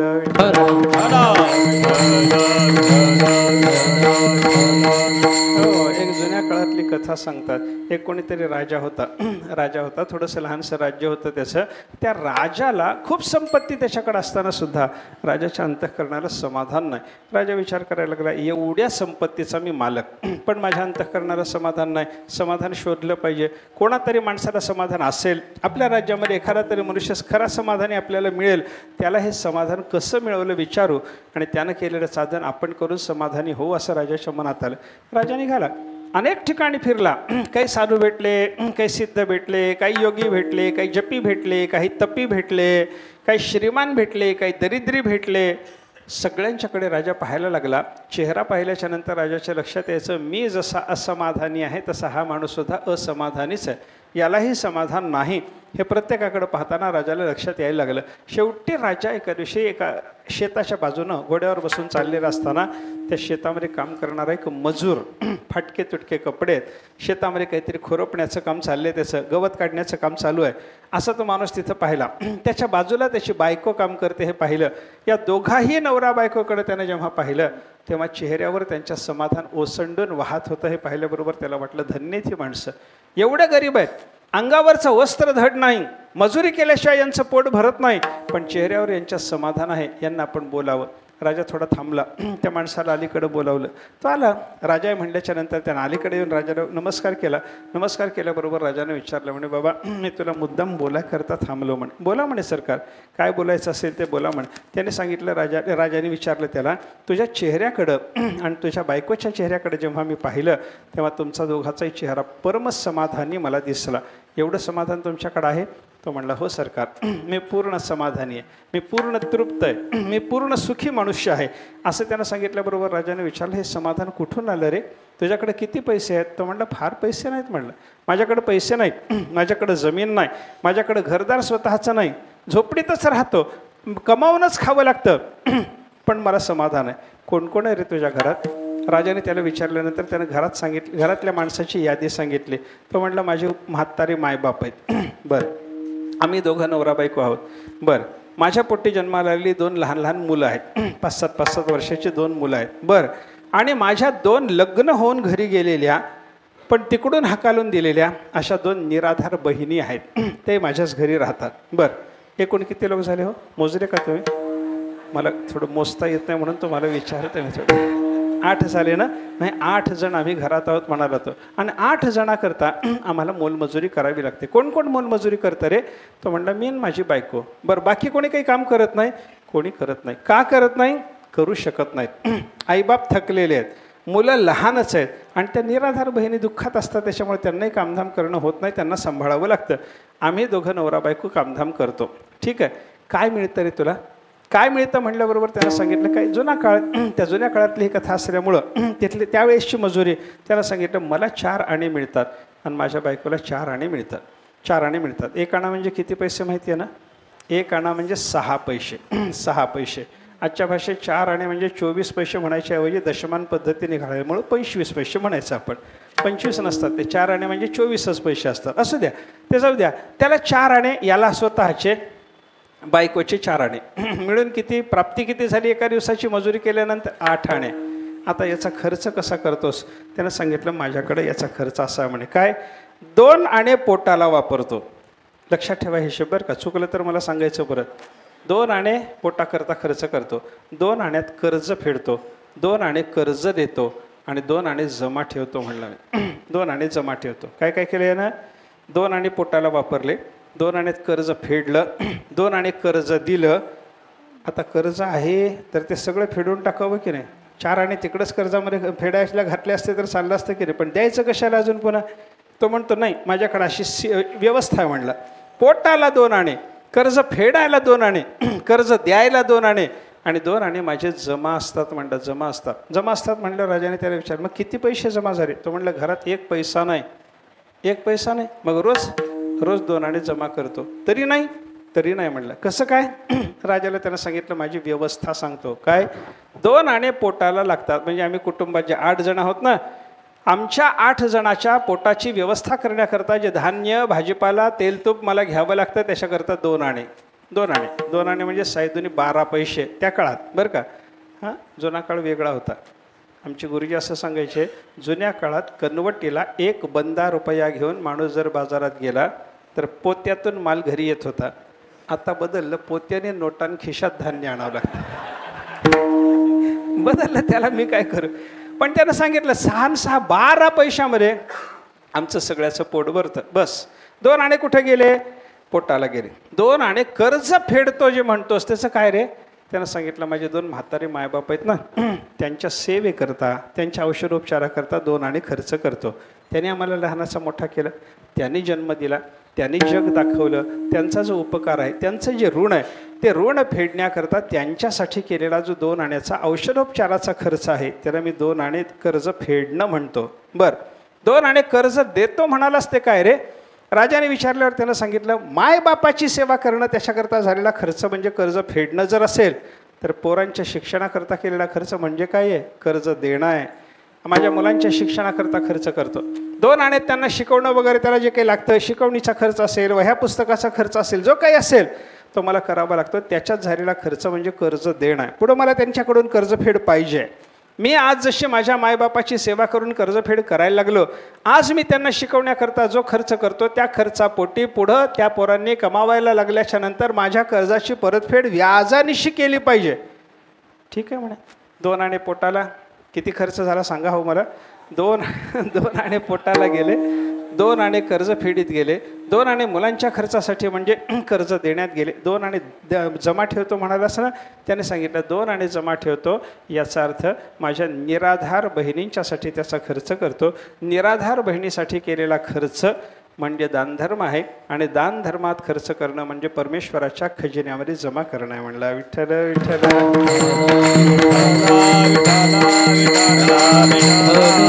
हो, आणि असा माझा विचार असल्यामुळं मला परम समाधान आहे. काही नाही, 8 आणे मिळवतो पण राजापेक्षा जास्त समाधानी दिसतो. हे राजाने जेव्हा लक्षात घेतलं तेव्हा राजाने त्याला नमस्कार केला आणि सांगितलं बाबा आज तुझ्यापासून शिकलो म्हणे की माणसानं समाधान मिळवायचं असतं, समाधान मानायचं असतं. समाधान नुसतं शोधत बसून मनुष्याला समाधान मिळत नसतं. तृष्णा त्याग केला पाहिजे, हावरेपणा सोडला पाहिजे तरच मनुष्याला समाधान होतं, अन्यथा मनुष्याला समाधान होत नाही. हे राजा बोलला ते ठीक आहे. या उदाहरणाचा विचार मी आपल्याला कशाकरता बोललो सांगा ना? परोपकार मला सांगायचा होता याच्याकरता म्हणून मी हे उदाहरण बोललो. मला सांगा त्यानं 8 आणे मिळवले, त्या दोघा नवरा बायकोनी 8 आणे मिळवले, पण मिळवलेल्या 8 आण्यामध्ये स्वतः करता किती आणि बाकी लोकांना देण्याकरता किती याचा जर विचार केला तर 6 आणे परोपकारा करता आहेत, 2 आणे पोटा करता, ते 2 आणे सुद्धा यांच्या पोटाकरता नाही, 8 जणांचं जे पोट भरतं त्याच्यात 1/8 भाग याच्याकरता. विठ्ठल विठ्ठल.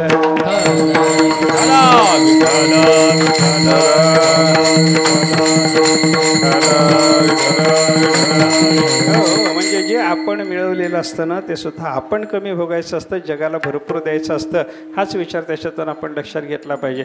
बघा ना, शास्त्राने आपल्याला फार छान समजावून दिलेलं आहे. आपण जे कमावतो, ऐका, ते जे कमावले त्याच्यापेक्षा अधिक परोपकाराकरता खर्च करण्याचा माणसाचा विचार असला पाहिजे. हे समजावून देताना एक उदाहरण शास्त्रानं दिलं. ते उदाहरण तुकाराम महाराजांच्या भाषेतही आहे बरं का. एका बीजा केला नाश मग भोगिले कणिस, मग भोगिले कणिस, मग भोगिले कणिस.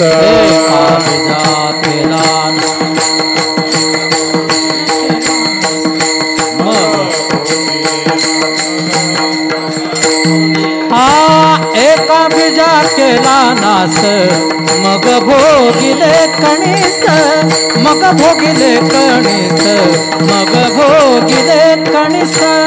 एका बीजा केला नाश मग भोगिले कणिस, मग भोगिले कणिस, मग भोगिले कणिस. हे उदाहरण 2 पद्धतीनं आपल्याला विचारात घेता येतं बरं का. पहिल्यांदा तुकाराम महाराजांनी आपल्याला काय सांगितलं बघा. एका बीजा केला नाश मग भोगिले कणिस. आपण जमिनीमध्ये एक बीज पेरतो आणि एक बीज पेरल्याच्या नंतर जमीन आपल्याला त्या एका बीजाच्या पोटे एकच बीज परत करते का कणीस देते? हो, कणीस देते. 1000 बियाचं कणीस ते आपल्याला देते.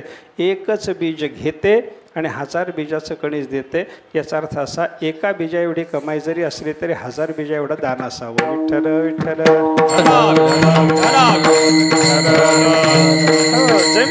जमिनीनं एक बीज घेतलं आणि आपल्याला 1000 बीजाचं कणीस दिलं ना, तर तिचा जमिनीचा विचार शिका ना.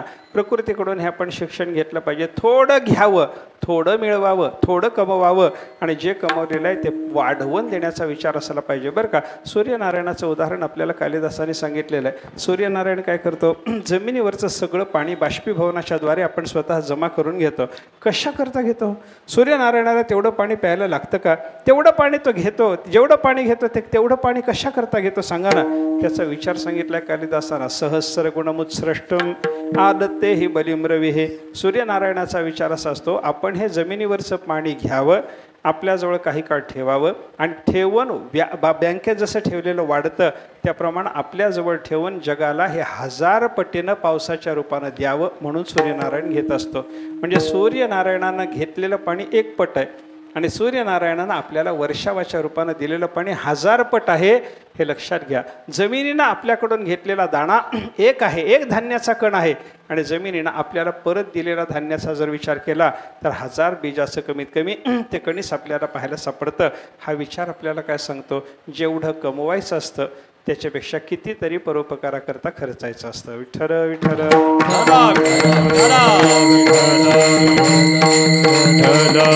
हो, किंवा दुसऱ्या पद्धतीनं या उदाहरणाचा विचार करता येतो. जमिनीला आपण काय दिलं? 1 बीज दिलं. जमिनीनं आपल्याला काय दिलं? 1000 बीजाचं कणीस दिलं. याचा अर्थ काय? परोपकाराकरता एका बीजा एवढा काहीतरी परोपकाराकरता खर्च करा, 1000 बीजा एवढा आपल्याला त्याच्यातून फल म्हणून प्राप्त होत राहतं. हे लक्षात घ्या. या सगळ्या गोष्टी मी कशा करता बोललो? आपल्याला परोपकाराचा महिमा, परोपकार म्हणजे काय आणि परोपकाराचं महत्त्व काय आपल्याला लक्षात यावं. तिसरा एक मुद्दा माझा विचार असा राहिला आहे, परोपकार केल्याने माणसाला काय मिळतं? फल काय? परोपकाराचं फल काय याचा विचार करा. परोपकाराला संसारातही फल आहे आणि परोपकाराला परमार्थातही फल आहे. नाव लौकिक होणं, कीर्ती होणं हे परोपकाराचं संसारातलं फल आहे आणि देवाचं दर्शन होणं हे परमार्थातलं फल आहे. विठ्ठल विठ्ठल.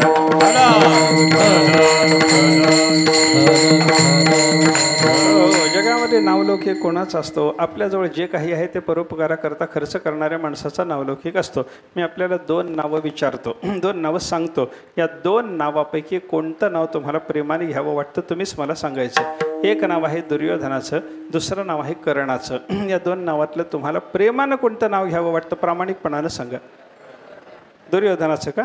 नाही, ऐकू आलं नाही म्हणून विचारलं परत. दुर्योधनाचं नाव आपल्याला घ्यावं लागेल, मला घ्यावं लागेल आता तुम्हाला सांगण्याकरता, पण प्रेमानं मी तरी घेतो का तुम्ही तरी घेता का? कोणी घेत नाही. आता संपत्तीचा विचार करा, दुर्योधनाची संपत्ती किती आहे आणि कर्णाची संपत्ती किती आहे विचार करा. दुर्योधन सगळ्या भारताचा राजा आहे आणि त्या दुर्योधनाला कर्णाची मैत्री करायची आहे, त्याच्याजवळ काहीही नाही. अशा अवस्थेत कर्णाला आपल्या बाजूला बसवून घेताना हा राजा असला पाहिजे. म्हणून आपल्या भारताच्या राज्यातलं अंग देशाचं एक लहानसं राज्य दुर्योधनानं कर्णाला देऊन टाकलं. तेवढ्या राज्याचा, लहानशा राज्याचा तो मालक आहे. हा सगळ्या भारताचा मालक आणि तो अंग देशाचा मालक. हा आता एवढी मोठी संपत्ती याच्याकडे आहे, पण त्याचं नाव प्रेमानं घ्यावं वाटत नाही. आणि कर्णाची संपत्ती मोजकी आहे, नाव प्रेमानं घ्यावं वाटतं. त्याचं कारण काय? एवढी मोठी संपत्ती असून दुर्योधन स्वार्थाकरता वापरतो, कर्ण मात्र आपल्याजवळ असलेली संपत्ती परोपकाराकरता वापरतो, म्हणून त्याच्या नावाला महत्त्व आहे. विठ्ठल विठ्ठल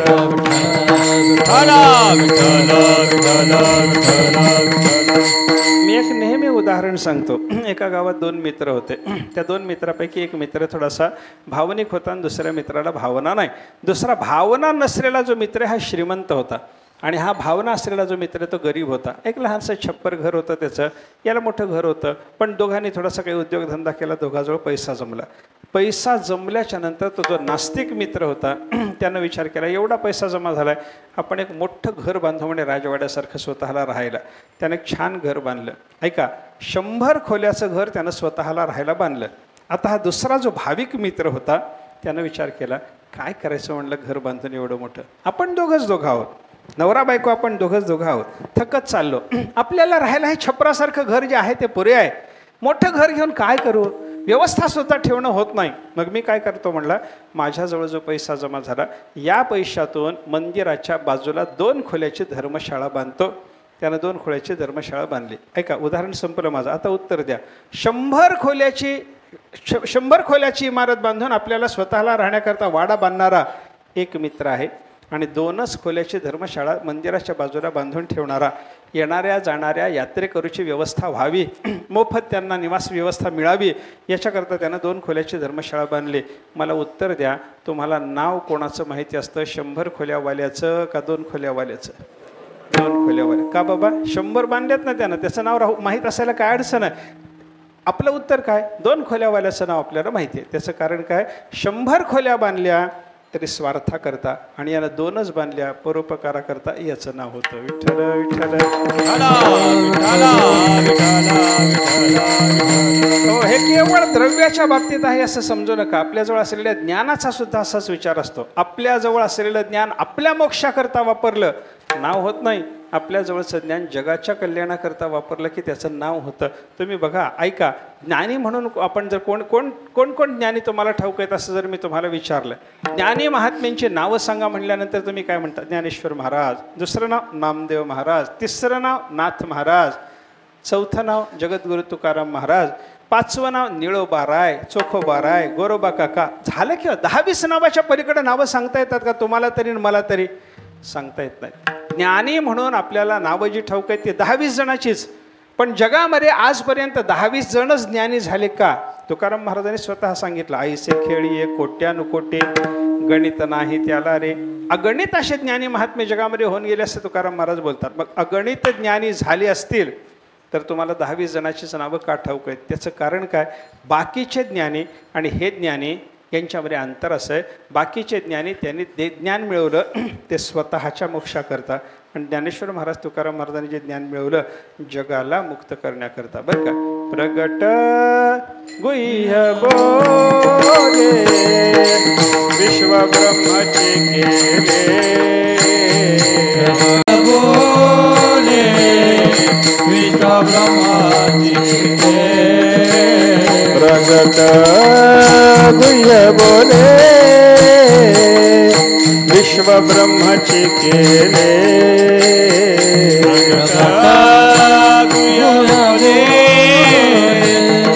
विश्व ब्रह्माचे केले. रामा जनार्दनी पायटक चिठेले, राम जनार्दनी पायटक चिठेले, रामा जनार्दनी टकची ठेले राम जनार्दनी पायी टकची ठेले आरती ज्ञान राजा महाकैवल्य तेजा आरती ज्ञान राजा महाकैवल्य तेजा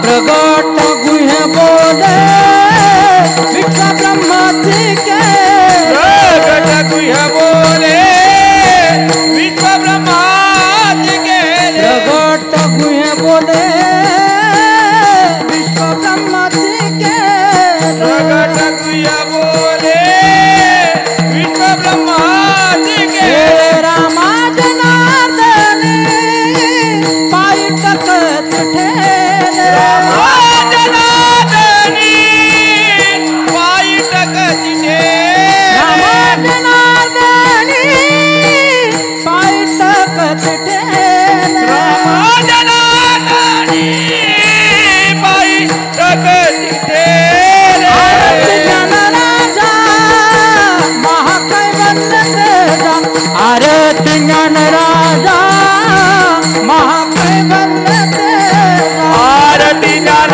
राजा महाकैवल्य आरती ज्ञान राजा महाकैवल्य तेजा ज्ञानोबराच्या आरतीमध्ये केलेलं त्यांचं वर्णन ऐका. बाकीचे ज्ञानी कसे तर ज्ञानोबराय कसे आपल्याला त्याच्यातून फरक कळतो. प्रगट गुह्य बोले ज्ञानोबरांनी काय केलं आपल्याजवळ असलेलं गुप्त ज्ञान जगाला प्रगट करून सांगितलं. बाकीच्याने काय केलं आपल्याजवळच ठेवलं. त्याने प्रगट केलं नाही आणि ज्ञानेश्वर महाराजांनी प्रगट रीतीनं सगळ्या जगाला ज्ञान सांगून स्वतःच्या मोक्षाची व्यवस्था केली का स्वतः ब्रह्म होण्याची व्यवस्था नाही. विश्व ब्रह्मची केले सगळ्या जगाला ब्रह्म होण्याची व्यवस्था ज्ञानेश्वर महाराजांनी उपलब्ध करून दिली. मग सगळ्याला ज्ञान प्रगट करून सांगणारे हे आहेत 10-20 जण आणि ते कोट्यानुकोटी जे ज्ञानी आहेत ते सगळेच्या सगळे कसे आहेत स्वतःचं ज्ञान गुप्त ठेवणारे. आणि ज्ञानेश्वर महाराज कसे आहेत विश्वाला ब्रह्म करणारे आणि बाकीचे कसे ज्ञानी ते स्वतः ब्रह्म होण्याकरता त्या ज्ञानाचा वापर करतात. ज्ञान मिळवलं गोष्ट चांगली झाली पण मिळवलेलं ज्ञान स्वार्थाकरता वापरलेलं असल्यामुळे त्यांचा नावलौकिक झाला नाही ना. मुक्त झाले पण नावलौकिक झाला नाही. पण ज्ञानोबराय तुकोबाराय सारखे संत महात्मे आपल्या जवळचं ज्ञान जगावर उपकार करण्याकरता खर्च करतात म्हणून नावलौकिक होतो. याचा अर्थ काय झाला नावलौकिक होणं हे परोपकाराचं फल आहे. संसारातलं फल झालं. संसारातलं फल जसं परोपकाराला आहे तसं परमार्थात काय मिळतं हो परमार्थात महत्त्वाचं फळ आहे देवाचं दर्शन. भगवंताचा साक्षात्कार व्हावा आपल्याला आत्मदर्शन व्हावं याच्याकरता परोपकाराचा काही उपयोग आहे का याचा विचार करा. तुकाराम महाराजांनी देवाच्या भेटीकरता आपल्याला काही सोपे उपाय सांगितले. तुझं व्हावा हे देव तरी हा सुलभ उपाय. महाराज म्हणतात तुला देव पाहिजे असला तर हा सोपा उपाय करून बघ. 5-6 उपाय त्या अभंगामध्ये महाराजांनी सांगितलेले आहेत. पहिला उपाय काय सांगितला भावे गावे गीत शुद्ध करून या चित्त. तू एक काम कर अंतःकरण शुद्ध कर. अंतःकरणामध्ये देवाच्या संबंधानं भक्तिभाव धर आणि देवाचं गीत गायला लाग. या सोप्या उपायानं तुला देव भेटेल. तुकोबाराय बोलले पण हा उपाय सोपा आहे का हो अंतःकरण शुद्ध करावं सोपं आहे का सोपं नाही. आपल्याला जे सोपं वाटतं ते तुकाराम महाराजांना जे सोपं वाटतं ते आपल्याला सोपं असतं का मोठ्या माणसाला सोपं वाटलं ते आपल्याला सोपं असतं का सोपं नसतं. एक मागची जुन्या काळातली गोष्ट सांगतात. एकदा काय झालं एका राजाच्या राज्यामध्ये खूप दुष्काळ पडला. अगदी माणसाला झाडाला पालासुद्धा राहिला नाही पोट भराय करता. झाडाची पानं खाऊन राहावं म्हटलं तर झाडाला पालासुद्धा राहिलं नाही. एवढी दुर्दशा झाली. आता काय करा सगळे लोक राजाकडे गेले आणि राजाला विनंती करायला लागले राजेसाहेब असं झालंय अवर्षण आहे पाऊस पडला नाही पिकलं नाही आम्हाला खायला काही नाही थोडी काही अन्नाची व्यवस्था करा थोडं तरी आम्हाला तुकडा मिळाला पाहिजे याची व्यवस्था करा. राजाला हे बोलायला गेले. राजा श्रीमंत राजाकडे संपत्ती होते. राजानं काय सांगितलं सगळ्या लोकांचं बोलणं ऐकलं आणि राजा म्हणायला लागला अरे कुछ खाने को नहीं मिलता तो कुछ दिन घी खिचडी खाके गुजारा नाही कर सकते क्या. म्हणजे राजाचं म्हणणं काय तुम्हाला खायला मिळत नाही म्हणताना काय करायचं म्हणलं फार खाऊन तूप खिचडी खाऊन काही दिवस घालवावेत. आता तूप खिचडी खाऊन काही दिवस घालवावेत हे राजाला सोपं आहे हो, पण तूप खिचडी मिळणं प्रजेला सोपं आहे का? सोपं नसतं ना. म्हणजे राजाला जे सोपं आहे ते प्रजेला सोपं आहे का? सोपं नाही. तसं तुकाराम महाराजाला चित्तशुद्ध करणं सोपं, आपल्याला सोपं नाही ना. देवाची भक्ती धारण करणं अंतःकरणामध्ये त्यांना सोपं, आपल्याला सोपं नाही ना. मग लोकांनी सांगितलं, महाराज तुम्ही सोपं म्हणता हो, पण आम्हाला सोपं वाटलं नाही. अजून खाली या, अजून सोपं सांगा, अजून सोपं सांगा. महाराज वरचेवर सोपं सांगायला लागले की त्याच्यापेक्षा सोपं, असं माणसाने विचारायला सुरुवात केली. आणि सगळ्यात शेवटी सगळ्यात सोपा उपाय तुकाराम महाराजांनी कोणता सांगितला? तुका म्हणे फार थोडा तरी पर उपकार, थोडा तरी पर उपकार, थोडा तरी पर उपकार. तुका म्हणे फार थोडा तरी परोपकार, थोडा तरी परोपकार.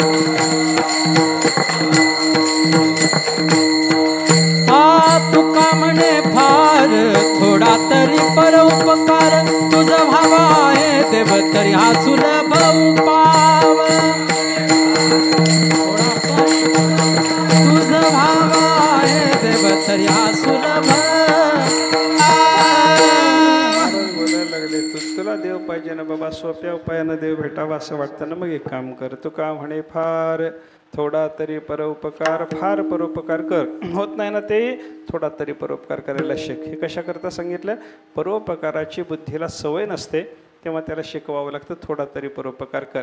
तो करता करता बुद्धीचं परोपकाराचं वळण वाढलं, फार परोपकार होतो. आणि फार परोपकार झाल्याच्या नंतर चित्त शुद्ध होऊन देव भेटतो, अशी व्यवस्था होते. म्हणून परोपकारानं देव भेटतो हे आपल्याला याच्यातून पाहायचं आहे बरं का.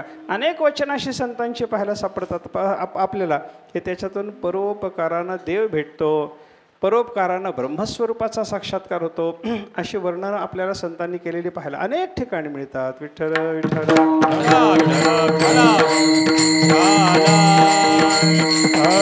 अनेक वचन आहेत. एखादं दुसरं वचन सांगतो, पर उपकारी वेचियल्या शक्ती,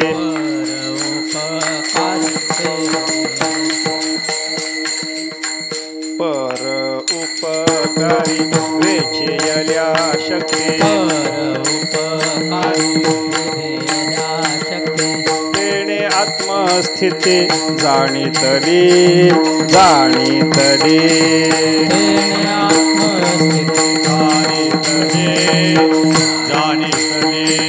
पर उपकार वेधेला शक्ती, तेने आत्मस्थिती जाणीतेने, तेने आत्मस्थिती जाणीतेने.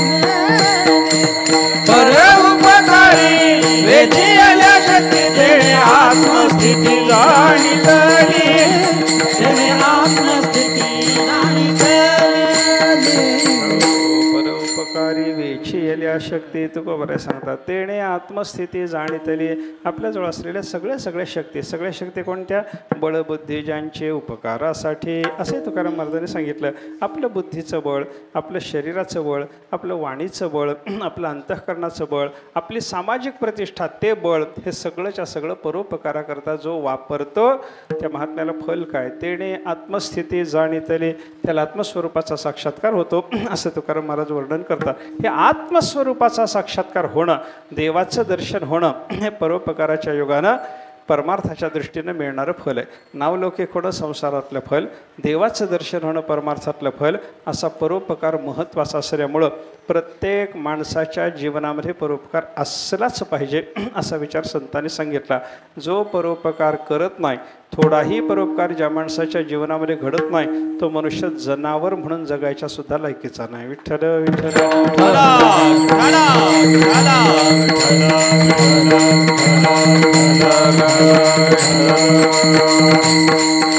तुकोबाराय म्हणतात ना, कासया जीवनी झाला भूमी भार, अनउपकार मातेची कुशी, मातेच्या कुशी जन्माला आलेला असा अनउपकार म्हणजे परोपकार न करणारा मनुष्य, कासया जीवनी झाला भूमिभार, तो मातेच्या उदरात होता. परोपकार न करणारा मनुष्य मातेच्या उदरात होता, तोपर्यंत आईच्या उदराला भार होता आणि जन्माला आला तिथपासून हा मरेपर्यंत भूमीला भार होतो. कशाला जन्माला आला बाबा, कशाला जगला, कशा करता मातेच्या उदरात आला, असं महाराजांचं जे म्हणणं आहे. त्याच्यातून आपल्याला परोपकार न करणाऱ्या माणसाचं जीणं धन्य नाही हे लक्षात घेता येतं. परोपकाराचं फार मोठं महत्त्व आहे. असा परोपकार प्रत्येकाच्या जीवनामध्ये असावा असं संताचं म्हणणं आहे. पण संताचा अवतारच परोपकारासाठी असतो. येथे उपकारासाठी आले घर ज्या वैकुंठी. संत परोपकारा करता आले. तेव्हा परोपकारा करता आलेल्या संतांनी जगावर किंवा विशेषतः साधक वर्गावर काय उपकार केले महाराज पहिल्या चरणात सांगतात. काय सांगू आता संतांचे उपकार, काय सांगू आता संतांचे उपकार, काय सांगू आता संतांचे उपकार, काय सांगू आता संतांचे उपकार. काय सांगू आता संतांचे उपकार, काय सांगू आता संतांचे उपकार, काय सांगू आता संतांचे उपकार, काय सांगू आता संतांचे उपकार. माझा निरंतर जागविती, माझा निरंतर जागविती, माझा निरंतर जागविती, माझा निरंतर जागविती. काय द्यावे ज्यासी भावे उतराई, काय द्यावे त्याची भावे उतराई, काय द्यावे त्याची भावे उतराई, काय द्यावे त्याची भावे उतराई. मज निरंतर जागविती, मज निरंतर जागविती, मज निरंतर जागविती, मज निरंतर जागविती. काय द्यावे त्याची भावे उतराय, काय दावे तासे भावे उतराय, काय दावे तासे भावे उतराय, काय दावे तासे भावे उतराय. काय सांगू आता संतांचे उपकार, सांगू आता संतांचे उपकार, काय सांगू आता संतांचे उपकार, सांगू आता संतांचे उपकार. माझा निरंतर जागविती, माझा निरंतर जागविती, मज निरंतर जागविती, मज निरंतर जागविती. समाजावर किंवा विशेषतः साधक वर्गावर उपकार आहे असं अनेक ठिकाणी संतांनी जेव्हा सांगितलं तेव्हा काही लोक तुकाराम महाराजाला विचारायला गेले, महाराज संताचा उपकार आहे म्हणता, कृपा करून सांगा ना काय उपकार केला संतांनी, सांगा ना. संताचा उपकार आहे हे बोलता आलं, पण संताचा उपकार सांगा म्हणल्यावर महाराजाची वाणी थोडीशी थांबली म्हणायला लागली. काय सांगू आता संताचे उपकार, तुम्ही सांगा म्हणता पण काय सांगू, याचा अर्थ काय, सांगता येत नाही, सांगता येत नाही. का सांगता येत नाही, संताचा उपकार नाही का, आहे ना, मग सांगता काय येत नाही, जगात सांगायसारखा नाही का. कसं असतं काही वेळेला एखाद्याचा उपकार नसतो आणि त्याच्या उपकाराचं वर्णन करा म्हणलं की मग काय सांगू आता म्हणावं लागतं. हे आता सत्कार होतात, कोणाची षष्ठी असते, कोणाच्या अमृत महोत्सव असतात, 75 वर्ष झाली म्हणून त्याच्याबद्दल बोलायला. आता त्यानं काहीच काम केलेलं नाही, कोणावर उपकार केला नाही, मग त्याच्याबद्दल बोलायला भाडोत्री वक्ता बोलावून आणतात, त्याला पैसे द्या, या बाबा तुम्ही बोला, यांच्याबद्दल बोलायचं आहे. मग स्टेजवर आल्यावर त्याला दाखवलं जातं, हे बरं का ते सत्कारपूर्ती, यांच्याबद्दल माझी परिचयच नाही ना आजपर्यंत, त्याचं काय काळा गोरा कधी पाहिलंच नाही, आणि याच्याबद्दल बोला, यांनी काय कार्य केलं, यांनी कसा उपकार केला, थोडंसं बोला. आता काय बोलावं, तो म्हणतो काय सांगू आता यांचे उपकार, काय सांगू, काही सांगता येत नाही ना, कारण काय याचा उपकार काही नाहीच आहे ना याच्यावर, मग काय बोला. अशा अवस्थेमध्ये उपकार नसताना काय सांगू म्हणावं लागतं. दुसरी गोष्ट कशी आहे, उपकार आहे पण जगात सांगायसारखा नाही. हाच प्रसंग विचारात घ्या. एकाचा सत्कार चालू आहे, अमृत महोत्सव आहे. ज्याला बोलायला आणलेला आहे, भाडोत्रीच आहे, बोलायला आणले ज्याला, त्याचा याचा थोडा परिचय आहे. त्याचा याचा परिचय झाला आणि त्याचे याच्यावर उपकार आहेत. कसे, एकदा हे 2 जण प्रवासात होते. एकाच बसनं चालले होते, एस टीनं चालले होते. एकाच सीटवर होते. एकाच सीटवर असताना हा जो बोलायला आलेला आहे ना वक्ता, याला तंबाखूची तलफ आली. त्यानं डबी काढली, तंबाखू हातात घेतली. आता ती तंबाखू हातात घेतली की लगेच खाता येते का त्याच्यावर काही संस्कार असतात? हो, त्याला काही संस्कार म्हणतात बरं, मला माहिती नाही. अनुभवाच्या माणसाने सांगावं, आणि अनुभव सांगायचा नसला तर सोडून द्यावी. हेच महत्त्वाचं आहे, सोडून देण्याचं महत्त्वाचं आहे.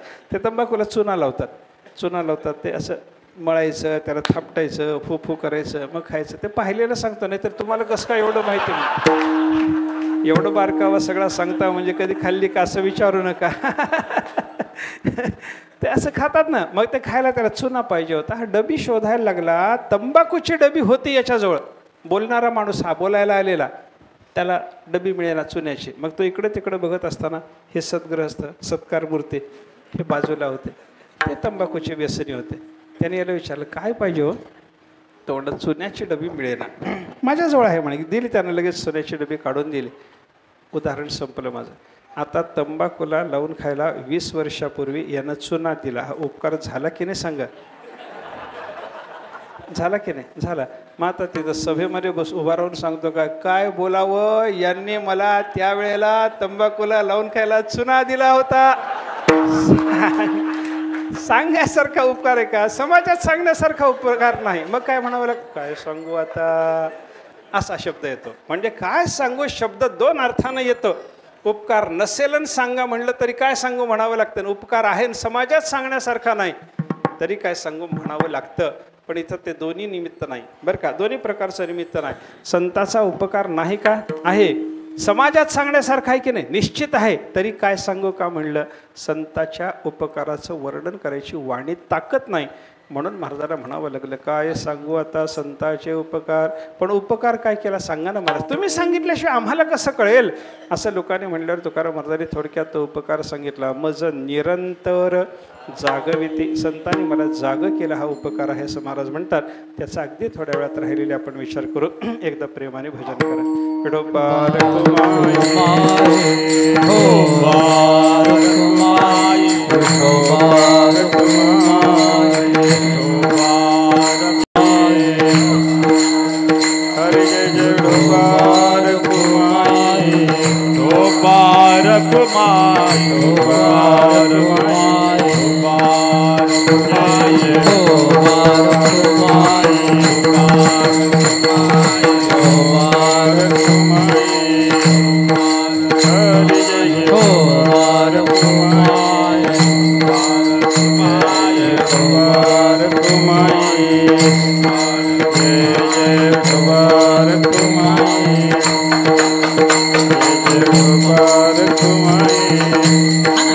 हरे जय जय विठोबार कुमाई, जय जय विठोबार कुमाई, विठोबार कुमाई, विठोबार कुमाई, जय जय विठोबार कुमाई, विठोबार कुमाई,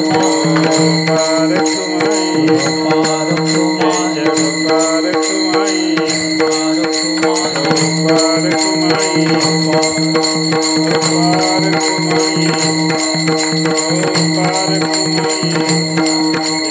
केला. उपकाराला फल काय याचा विचार केला. उपकारात खरा खोटा असे प्रकार कसे आहेत त्याचाही विचार आपण केला. आणि असा उपकार महत्त्वाचा असल्यामुळं जगात प्रत्येकाच्या जीवनात असावा. साधूचा अवतारच उपकारासाठी झालेला असतो. आणि मग जगावर उपकार करण्याकरता आलेले हे संत, त्यांनी जगावर काय उपकार केला ते सांगा म्हणल्यावर महाराज बोलायला लागले, काय सांगू आता संताचे उपकार. संताचे उपकार सांगणं शक्य नाही हे आपण लक्षात घेतलं. पण तुकोबारायांनी सांगितल्याशिवाय आपल्याला कळायची व्यवस्था नाही. म्हणून लोकांनी विचारलं, महाराज थोडक्यात तरी सांगा ना. महाराज म्हणाले, मज निरंतर जागविते, संतांनी जाग केला हा संताचा उपकार झाला. जाग कोणाला करावं लागतं? जो झोपला त्याला जाग करावं लागतं. झोपलेल्याला जाग करावं का? करू नये असं शास्त्र आहे. ज्याला झोप लागली त्याला झोपेतून जाग करू नये. एक 5-7 जण आहेत, त्यांना झोपेतून जागा करायची परवानगी आहे. विद्यार्थी सेवकः पांथः क्षुधार्तः भयकातरः भांडारी प्रतिहारी च सप्तसुप्तान प्रबोधयेत. शास्त्र असं सांगतं. कोण कोण? विद्यार्थी, अभ्यासाची वेळ झाली आणि विद्यार्थ्याला झोप लागली, उठवावं. सेवकः, कामाला ठेवलेला गडी बरोबर कामाच्या वेळेला झोपत असला तर त्याला उठवावं.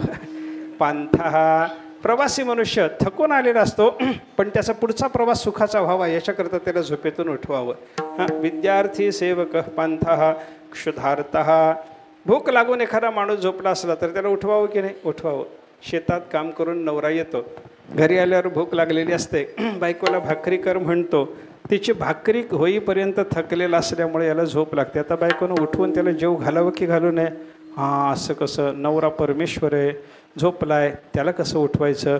रात्रीच्या वेळेला देवाला शेजारती करून झोपवतात, याला शेजारती न करता झोप लागली, आत्ताच काकडा कसा करू? असं जर बायको बोलायला लागले, त्याला झोपेतून तिनं नाही उठवलं ते 4-2 दिवस असंच नाही उठवलं की तो कायमचा झोपतो, मग कशाला उठतो विचार? असं होऊ नये याच्याकरता क्षुधार्त माणसाला उठवायला परवानगी आहे. क्षुधार्ता भयकातरः, भयग्रस्त मनुष्य, काहीतरी संकट पाठीमागे लागलं आणि घाबऱ्या आपल्याकडे आला आणि पडल्या त्याला आपल्या घरात झोप लागली तर त्याचं भय त्याला मरण आणतं, म्हणून त्याला उठवायला सांगितलंय. भयकातरः भांडारी, भांडारी म्हणजे कोठीवाला. असा मोठा कार्यक्रम असला की कोठी सांभाळायकरता एखाद्या माणसाला नियुक्त करतात, त्याला एक झोपू देऊ नये. त्याला झोपू दिलं की पंगत सगळी झोपते म्हणून काय करावं लागतं? त्याला उठवायला परवानगी आहे. भांडारी प्रतिहारीच, प्रतिहारी म्हणजे इकडची बातमी तिकडं पोचवायला ज्याला नेमलंय असा मनुष्य, बरं का, हे लक्षात घ्या. ज्याला बातमी पोचवायला नेमलं त्याला उठवावं आणि जो आगाऊपणानं बातमी पोचवतो त्याला झोपू द्यावं. त्याला उठवायला परवानगी आहे. या 7पेक्षा मला 8वा एक जण माहिती आहे, कीर्तनात जर कोणी झोपला तर त्याला उठवावं. विठ्ठल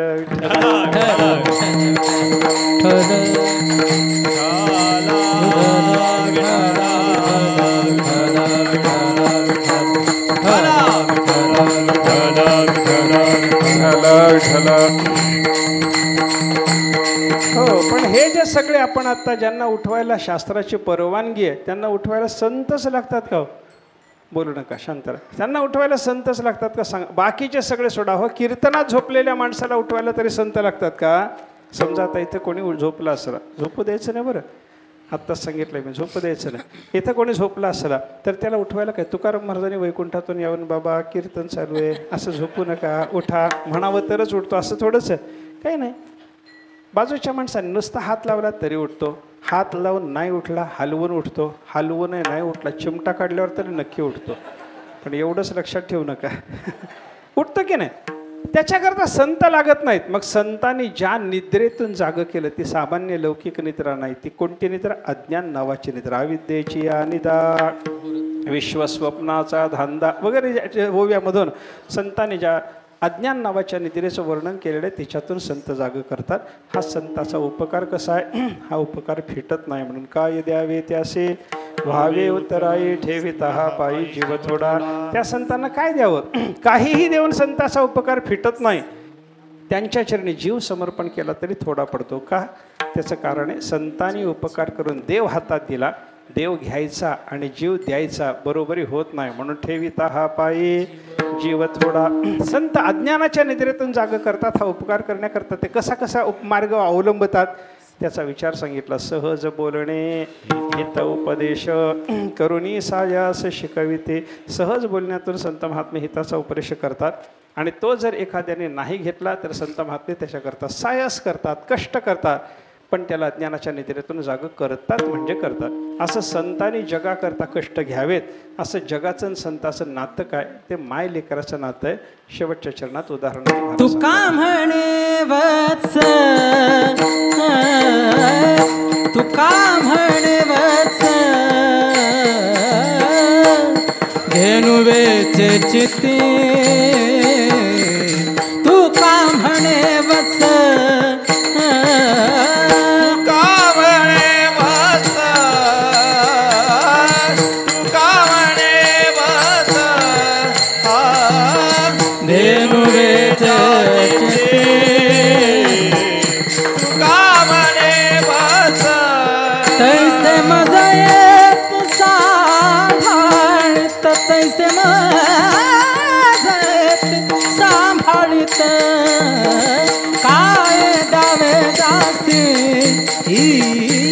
काय दावे तासी भावे उतराई काय दावे तासी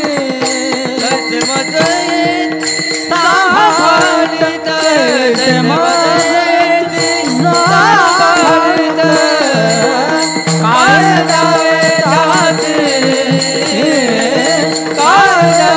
जाजे भावे उतराए काय दावे जाजे ठेविता हा पायी जीव थोडा ठेविता पायी ठेविता हा पाय जीव थोडा ठेविता पायी जीव थोडा ठेविता हा पायी जीव थोडा काय द्यावे त्याचे काय द्यावे त्याचे भावे उतराय काय द्यावे त्याचे तुका म्हणे वत्स धेनू वेचे चित्ते तैसे मज येते सांभाळित. जगा करता किंवा साधका करता संतांनी कष्ट करावे तसा जगाचा संताचा काय संबंध आहे असं विचारणाऱ्याला महाराजांनी सांगितलं वत्स धेनूचा जसा संबंध असावा तसा संबंध आहे. वत्स म्हणजे वासरू, धेनू म्हणजे गाय. आता नुसत्या गायीला धेनू म्हणत नाही तर नुकतीच प्रसूत झालेली जी गाय आहे तिला धेनू म्हणतात आणि तिच्या पोटचं जे कोवळं वासरू आहे त्याला वत्स म्हणतात. 2 वर्षाचं झालं तरी वासरू असतं पण वत्स म्हणत नाही त्याला, ते कोवळं पाहिजे.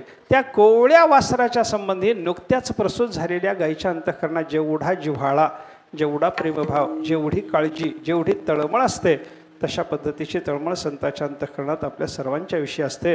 म्हणून तैसे मज येते सांभाळित. त्या वासराचा, कोवळ्या वासराचा गायीने जसा काळजीनं सांभाळ करावा तसा सगळ्या समाजाचा सांभाळ करणारे संत महात्मे असतात. सगळ्या जगाच्या संबंधानं मातृभाव त्यांनी धारण केलेला असतो. म्हणून कष्ट सहन करतात पण जगाला काहीतरी शिकवतात. सहज बोलण्यातून हितोपदेश करतात. अज्ञानाच्या निद्रेतून जागं करतात. हा साधू पुरुषाचा आपल्यावर असलेला उपकार आपण लक्षात घ्यावा आणि त्या उपकाराच्या बद्दल आपल्या अंतःकरणामध्ये काय द्यावे त्यासी व्हावे उतराये ठेविता हा पायी जीव थोडा अशी कृतज्ञतेची भावना माणसाने धारण केली पाहिजे. हा विचार या अभंगातून तुकाराम महाराजांनी आपल्याला सांगितला. आपण हा लक्षात घ्यावा. संतांचे उपकार स्मरणात ठेवावेत. संतांनी आपल्यावर उपकार करून आपल्याला अज्ञानाच्या निद्रेतून जाग करण्याकरता सायासानी गाथा ज्ञानेश्वरीसारखे ग्रंथ लिहिलेले आहेत. हे लक्षात ठेवावं, त्याचं पठन करावं. ज्ञानेश्वरी वाचावी, तुकाराम महाराजांची गाथा वाचावी. सगळं वाचणं रोज शक्य नसतं, मग थोडं थोडं वाचा. थोडं थोडं वाचत असताना 7 दिवसात पारायण करा, 1 महिन्यात पारायण करा. तेवढंही शक्य नसलं 4 महिन्याचं पारायण करा. तेवढंही शक्य नसलं वर्षभराचं पारायण करा. तेवढंही शक्य नसलं तर 5 ओव्या तरी ज्ञानेश्वरीच्या नियमानं वाचत चला. 5 ओव्या वाचाव्यात. एखादा अभंग वाचावा, त्याचा अर्थ मनात साठवावा. त्या पद्धतीनं वागण्याचा आपण प्रयत्न करावा. संतांनी आपल्याला कष्टपूर्वक जे शिकवलेलं आहे त्याचा आपल्या जीवनाला उपयोग व्हावा. आपली अज्ञानाची निद्रा जावी. आपल्याला स्वरूपाची जाग प्राप्त व्हावी.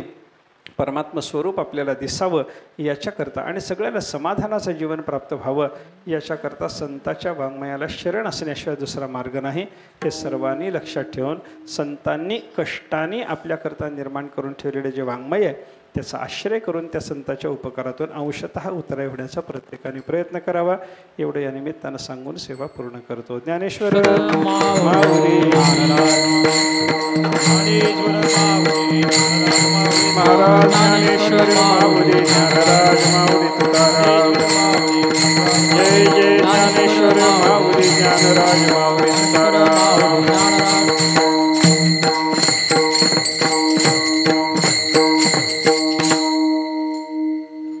जय जय विठ्ठल, जय जय विठ्ठल, जय जय विठ्ठल, विठ्ठल जय जय विठ्ठल, जय जय विठ्ठल, विठ्ठल जय जय विठ्ठल जय जय.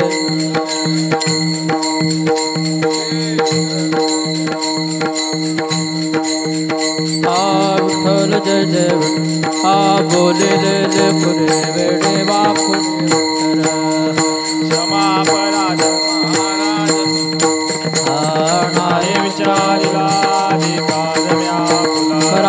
क्षमापराध महाराज तुम्ही का म्हणे ज्ञानेश्वरा राखा पाया पैकिंगरा करा क्षमा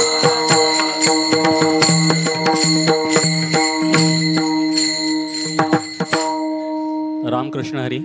रामकृष्ण. भाविकांना विनंती, कृपया खाली बसून घ्यायचं आहे. आपल्या अखंड हरिनाम सप्ताहातील हा दुसरा दिवस आहे आणि सप्ताहातील जरी हा दुसरा दिवस असला तरी मला असं वाटतं की आपल्या मंडळाच्या 51 वर्षांच्या अखंड हरिनाम सप्ताहातील आज सगळ्यात मोठा दिवस म्हणायला हरकत नाही. कारण मंडळाची फार इच्छा होती संस्थेची की हरिभक्तपरायण चंद्रशेखर महाराज यांचे पाय आपल्या मंडळाला लागावेत आणि त्यांचं कीर्तन आपल्याला श्रवण करायला मिळावं. आणि ही इच्छा अनेक वर्षांनी, मला वाटतं 40 वर्षानंतर महाराज ठाण्यामध्ये आलेले आहेत आणि मंडळाचे पाय आपल्या इथे लागलेले आहेत. आणि याचं एक श्रेय माझ्या असं कानावर आलं आहे की हरिभक्तपरायण उद्या ज्यांचं कीर्तन आहे, हरिभक्तपरायण जयेश महाराज भाग्यवंत यांच्यामुळे हा योग घडून आला आहे. तर आणि ही आमच्या माऊलीचीच कृपा आहे. म्हणजे आम्ही दरवर्षी माऊलीकडे प्रार्थना करत होतो आणि अतिशय सुंदर असं मार्गदर्शन महाराजांनी केलेलं आहे. महाराज आपल्याला अशी विनंती करतो माऊलीच्या दरबारामध्ये की पुढचा सप्ताह जो आहे त्याची तारीख आणि तिथी कालच आम्ही जाहीर केलेली आहे, तेव्हा आपण दरवर्षी सातत्याने येऊन आम्हाला मार्गदर्शन करावं ही विनंती. आणि मंडळाच्या आणि भाविकांच्या वतींचे अतिशय म्हणजे आम्ही ऋणात राहू इच्छितो आभार मानण्यापेक्षा.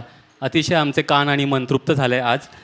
असो उद्याचे कार्यक्रम आणि काही सूचना आपल्याला देण्यात देतो आहे. पहाटे 4:30 ते 6 काकडा भजन, 7 ते 10 श्री ज्ञानेश्वरी पारायण, 11 ते 12 संत तुकाराम महाराज गाथा भजन. उद्या दुपारी 3 ते 4:30 या वेळेमध्ये भावार्थ दीपिका महिला भजनी मंडळ यांचं भजन होईल. उद्या संध्याकाळी 5:45 ते 5:45 या कालावधीमध्ये हरिभक्तपरायण एकनाथ महाराज वाडीकर यांचं प्रवचन. आणि उद्या रात्री 8 ते 10 आता जसा उल्लेख केला मी, उच्च विद्याविभूषित हरिभक्तपरायण जयेश महाराज भाग्यवंत यांचं कीर्तन होणार आहे. 1-2 सूचना अशा काल अनावधानाने राहून गेलं की समोर आपल्या इथे सुंदर शूटिंग आणि यूट्यूबवरती ते लोड करतायत प्रत्येक कीर्तनं आपल्याला पुन्हा ऐकण्याचा पाहण्याचा योग येतो आहे. वाडीकर महाराज यूट्यूब चॅनल त्याला आपण नक्की सबस्क्राईब करावं. आणि काल एक तुकाराम महाराज मोरे हरिभक्तपरायण आपल्या इथे मृदुंगमणी होते, त्यांचा दर रविवारी ह्या ठिकाणी पखवाज वादनाची शिकवणी सुरू आहे. इच्छुकांनी त्याचा लाभ घ्यायचा आहे. आजचे मृदुंगमणी हरिभक्तपरायण चेतन महाराज चाचे, त्याचप्रमाणे आनंद महाराज पोकळे यांचेही अतिशय आम्ही आभार मानतो. गायक मंडळी काल मी नाव जाहीर केलंच आहे, हरिभक्तपरायण अंकुश महाराज आणि विकास महाराज कोस्तेकर, त्याप्रमाणे पंढरनाथ केसरकर महाराजसुद्धा आज हजर आहेत. त्यांचे उपकार आणि दुसरी गोष्ट टाळकरी बंधूंचे आभार. अतिशय सुंदर अशी साथ झालेली आहे.